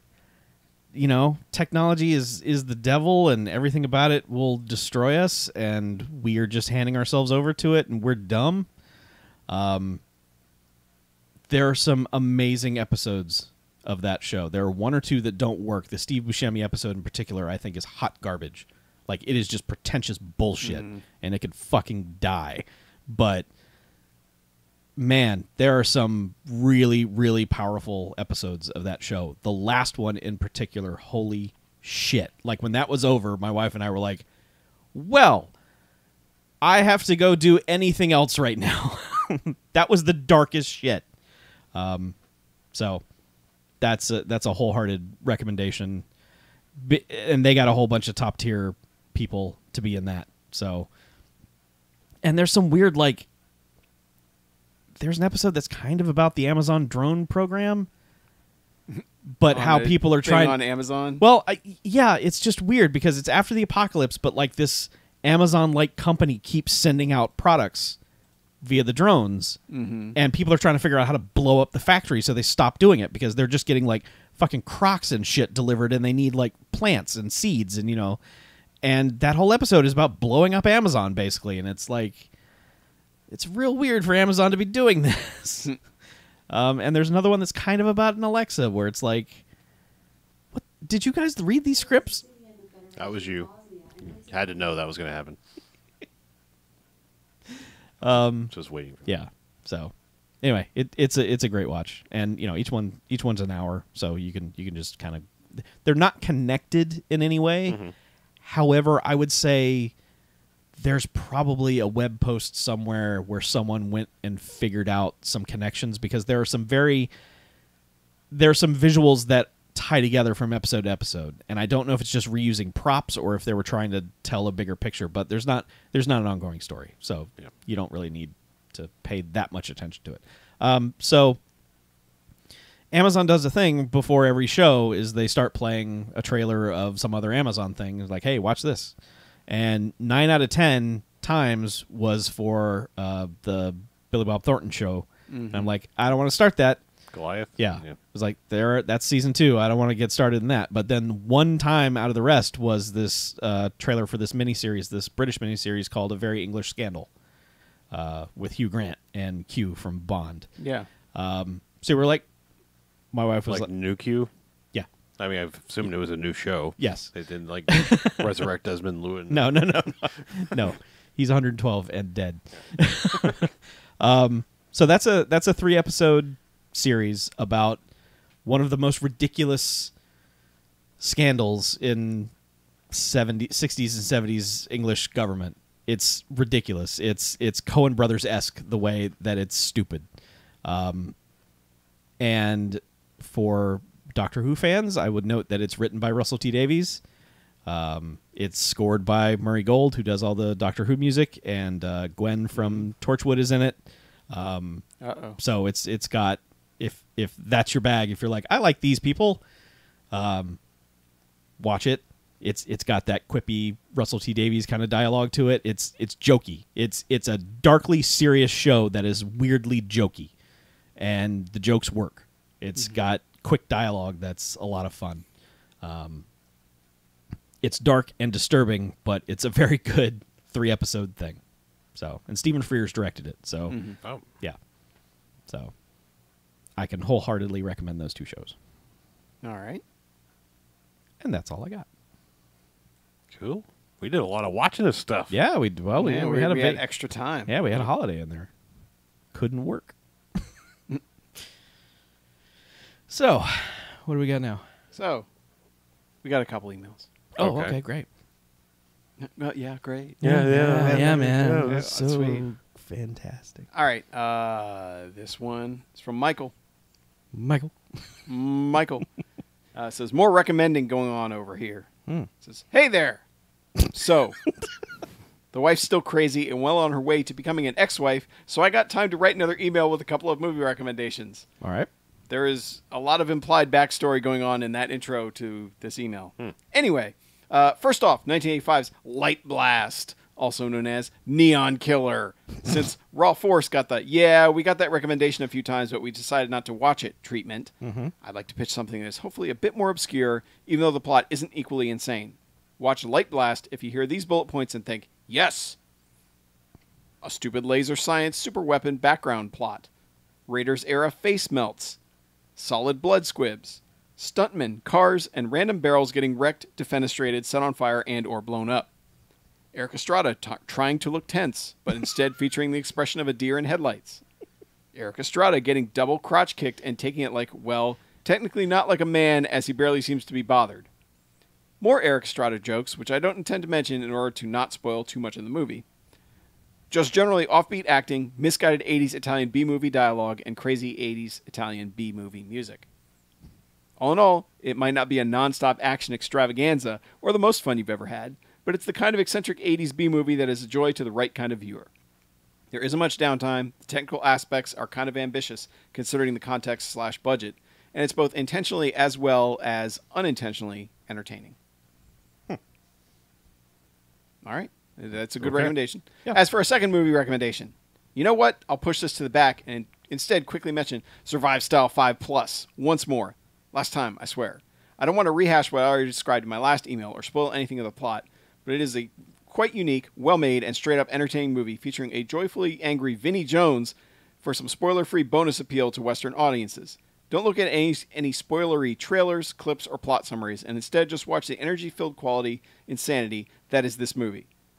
Obligatory yet honest thanks for your awesome podcast work, well wishes, and greetings from Germany, Michael. Sent from my high-end Schnitzel Schneidenschach machine. I'm sorry. What was that? What? Sent from my Schnitzel Schneiden machine. Schnitzel Schneiden? Schnitzelschneiden. Sure. I'm guessing from a German schnitzel machine. No. So, when you mentioned Light Blast, I, of course, Light blast. immediately started researching to make sure keywords were okay. Heavy blast. Keywords are okay. Okay. It's something we can do, but I just want to read off this sequence of keywords because it's fascinating. So, shot in the back, shot in the chest, shot in the face, shot in the hand, shot in the head, shot in the leg, shot in the neck, shot in the shoulder, shot in the stomach, shot point blank, shot to death. Someone spent some time on the keywords for Light Blast. That's quite a shot list. Yeah. All right. So, anyway, Light Blast. Look into that. People took some shots. Oh, I get it. Shot. All right. Next one, man. This would be a more in-depth answer, I would think. Okay. Mallergy sent us a message through Patreon. Oh, yeah. Patreon.com/BMFcast. Oh. You want bonus shit. Yeah. Shit. A lot of bonus shit. Oh my God. Take a shot. A questionably large amount of bonus shit. Anyway. How large amount of shit? It's questionable. Yes. It's a questionable amount. Like we are not in our right minds for posting that much. That's true. Anyway. Yeah. He said he's got an idea for a discussion topic for the second half of the BMF cast. Hey, that's this half. He says, I'm a relatively new listener, and so some of the BMFcast terminology, Stargrove, Ensign, is a mystery to me. So my discussion idea would be along the lines of, what are the top 5 or top 10 past BMFcast episodes that a new listener should listen to? I guess I want a sort of BMFcast starter kit list of episodes. Whether this fits into an actual topic of discussion, I don't know. But it does. Anyways, thanks, guys. I really enjoy your content. Mallergy.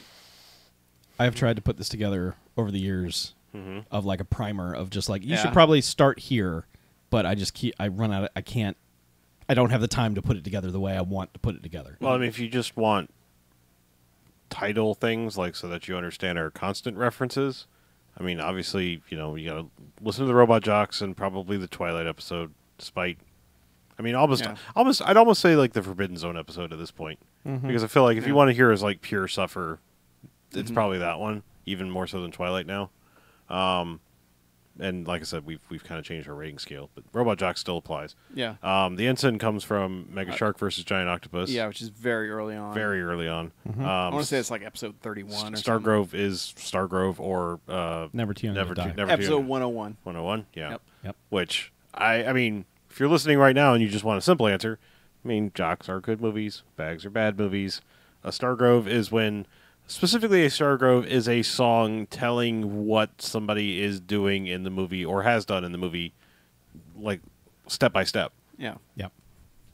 A referential theme song Right. that in some way mentions the title and or What someone is what's doing. happening. Yeah. Yeah. So Like, sitting alone eating oatmeal. And it's Yeah, like the and guy we kind sitting- of, we actually inadvertently explained Ensign in the first half. Yeah, we anyway, kind of did. so, Yeah. But yes, there is a character in Mega Shark versus Giant Octopus that is an ensign. Well, he's a helmsman of some sort. Yeah. And just has a wonderful freak out and gets slapped, and then he's better.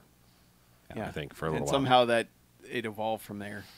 As for episodes that are just like good, entertaining, fun episodes, I mean, I almost feel like we'd have to turn that over to the listeners because it feels a little yeah. narcissistic to pick those I would. ourselves.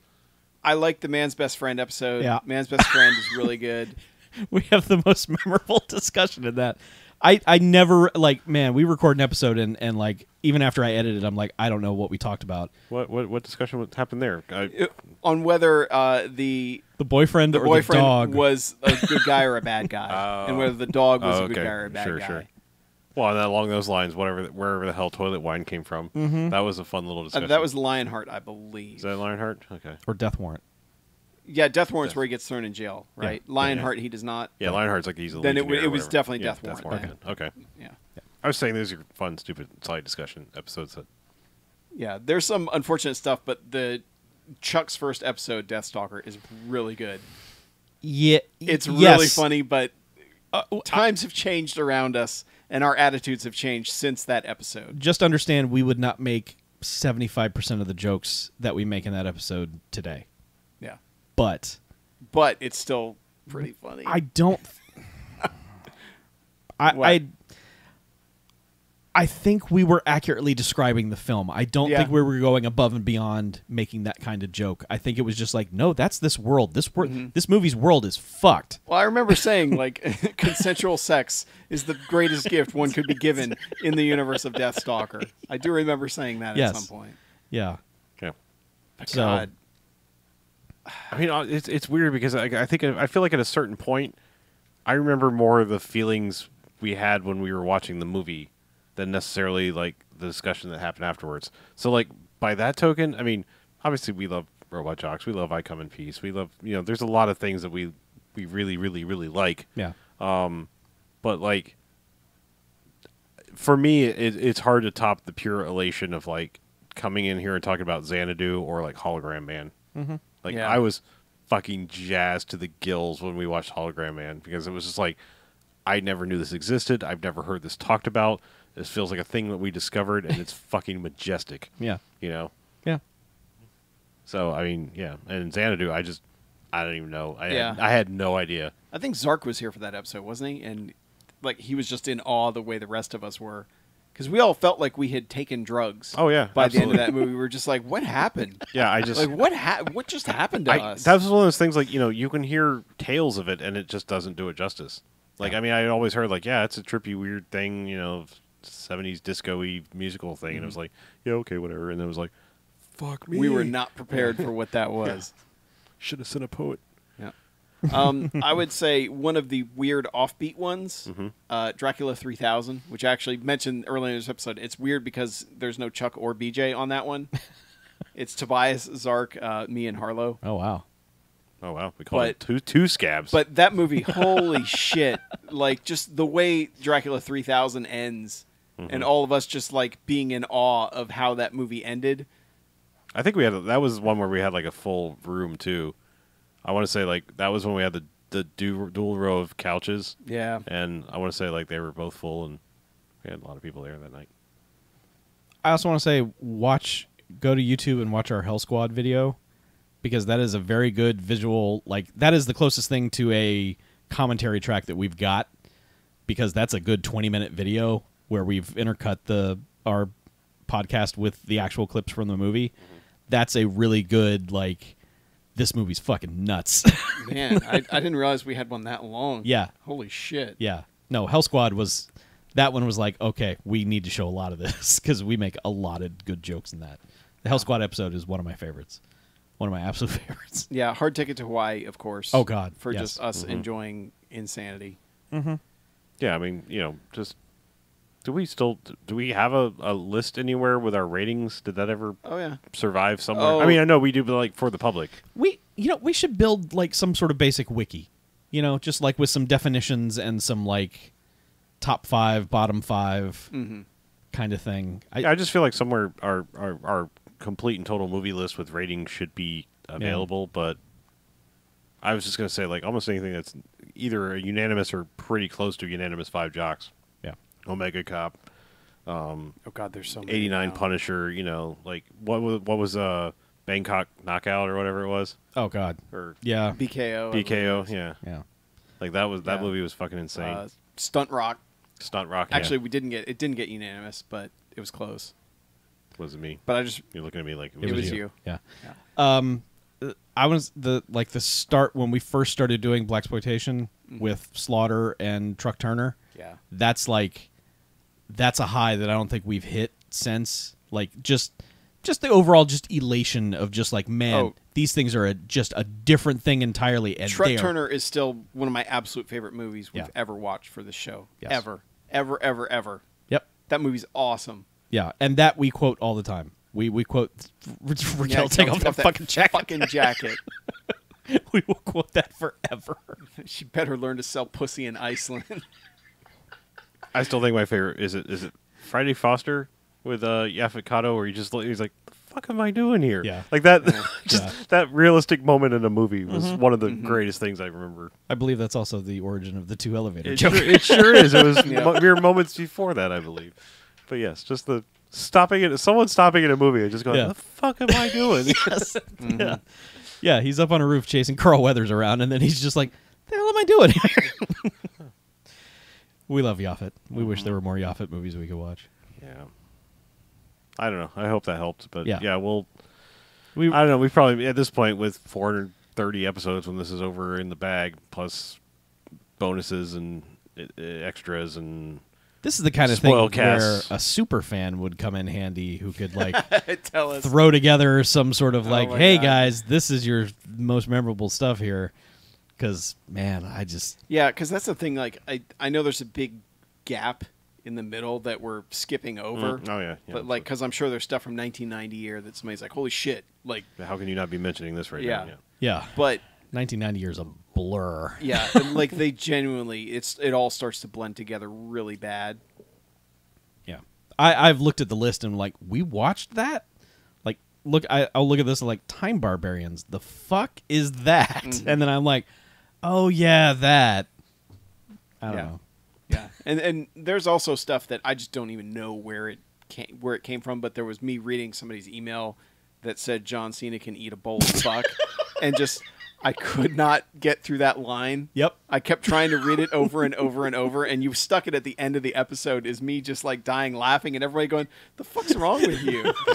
And I listened to it and I remember listening to it and just laughing involuntarily immediately after that as well. So. Yeah, that's yeah. Yeah. So second half, if there's good jokes in the second half, good Oh, luck yeah, finding them. Yeah, I know. Yeah. And like little tangents too. Like that's the other thing is like when we go off on a tangent, Yep. nothing to do with the movie. Well, that's what tangent means, but like, but yeah, just like those are funny to me. So Yeah. they can be. Well, I think that's why that man's best friend thing is so memorable because I speak up and I'm like, no, the boyfriend's bad. The dog is good. And Mackie Bell lost his fucking mind. BJ and I were ready to fight you. Or was it me and Harlow? Now I can't even remember now. Two of you were ready. Like, Two- we're going to like- throw down. I think it was. It was BJ and I because it was across the I table. think it was sides of the table. Yeah, because we were like, no, that dog's an asshole. Dog's an innocent victim, man.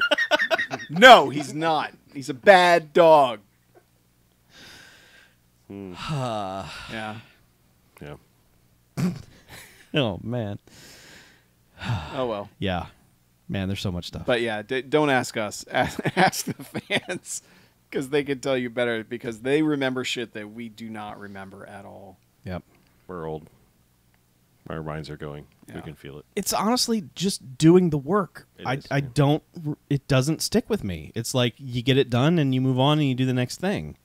I'm struggling. I mean, I'm sitting here actually trying to calculate all of, like the little in jokes we have at this point, and I'm coming up dry. Like I literally can't even think of things we say all the fucking time. Yeah.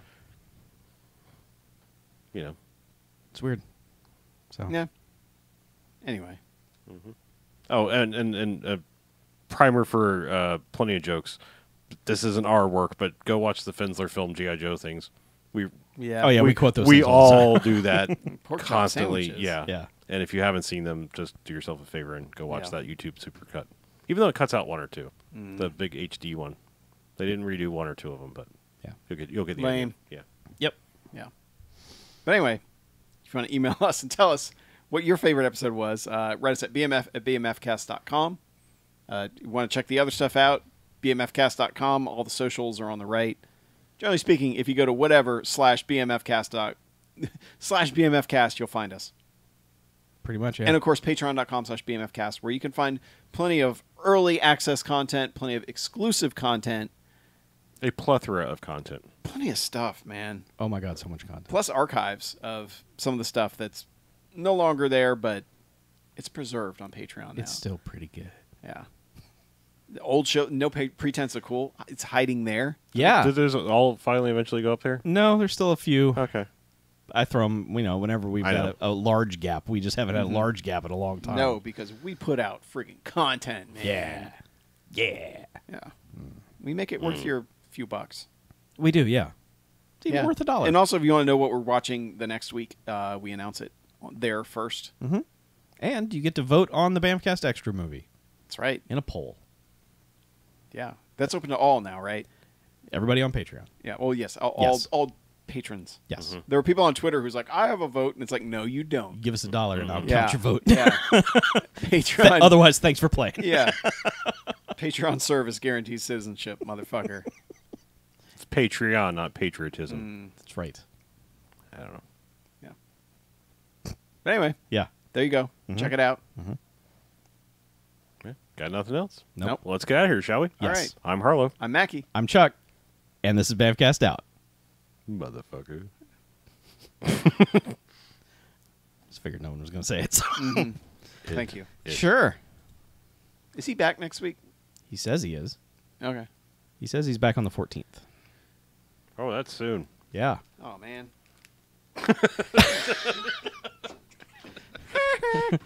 But we also think he drove that rental car off Mulholland Drive. So It's probably in the bottom of the L.A. River. Mm-hmm. well, good thing there's no water in it. Yeah. He's just down there Yep. recreating grease. Yep. Hey, BJ, bring me Naomi Watts if you're on Mulholland Drive. Please. So we only have 12 unanimous 13. What? 2, 23, 24. We have 23 unanimous 5 Jocks movies. How many where someone fucked it up? Like Cyborg Oh, Cop a 2. 4.75? Yeah. 1, 2, 3. There's only 3. Really? That's it? Or wait. What the fuck? The fuck? Oh, I see. Oh, I get it. 4. Because some had bonus guests Oh. that fucked it up. Mm. 1, 2, 3, 4, 5. I don't- 5 of them where somebody blew it. Stunt Rock, Cyborg Cop 2, Stone Cold, Omega Cop, and Dragon Wars. I want to know how many times it was me. Was it me? And, Back in Action, somebody fucked it up. As well as The Apple, somebody fucked it up. They're probably all me. The Apple was BJ, What? He's the one that As likes was- it the most. as was Back in Action. Okay. However, Dragon Wars, Harlow fucked it up. You son of a bitch. Mm-hmm. I know I was Cyborg Cop too. Wow. BJ fucked up Omega Cop. I originally did, and I amended my rating to 5 after watching the supercut of dudes getting kicked in the balls. Mm-hmm. I made the right decision. There you go. Stone Cold, Harlow fucked it up. That fucking Harlow. Chuck fucked up Cyborg Cop 2. Yep. Chuck. And You're a Harlow loose fucked cannon. up Stunt Rock. I fucked up Stun Rock. I'd do it again too. What'd you know? Yes. Cyborg Cop 2 is a 4 Jocks movie. You're a 4 Jocks movie. What a piece of fuck. Yeah. Wait, I'm the piece of fuck around here. I fucked up What? more movies. Oh. It's fine. It's whatever, man. It's like your opinion, man. Oh, I need to add this to the list. American Cyborg, Steel Warrior. It's on there. No, I'm talking about the Bad Movie Fiends podcast list. Oh. Letterboxd. Oh. I wish we had a better organization system for that. I wish we had an organization. Yeah, I that know. would be great. I would like an Well, organization. yeah, back when I had a job where I could do a redesign, I wanted to do a redesign, but that kind of... We need to look into just paying someone to do it because it needs to get done, and none of us have time to do it. Yeah. We That all is want true. it- We all want it done. We do. So. Whoa. Ah! The thing is, like, they'd have to be... Because I know Tobias wanted to do it, like, in Drupal, and I'm like, yeah, how about we not do it in Drupal and do it in WordPress where we can actually update it? I don't give a shit as long as it's a thing where we just plug in episodes, not have to futz with I it. just want to put a thing in, and it goes everywhere it needs to go. I don't have to update 9 million things. What, socials? Yes, Yeah. socials. I don't think there's any sort of deal that does that anymore. Or at least that does it right. Because, like, people that do, like, okay, Facebook will post to Twitter for you, Yeah, it always comes off as just fucked. Yeah. So I don't know. I don't know if there's a WordPress plugin that'll automatically put your post, but I'm sure you'd have to write it out a certain way.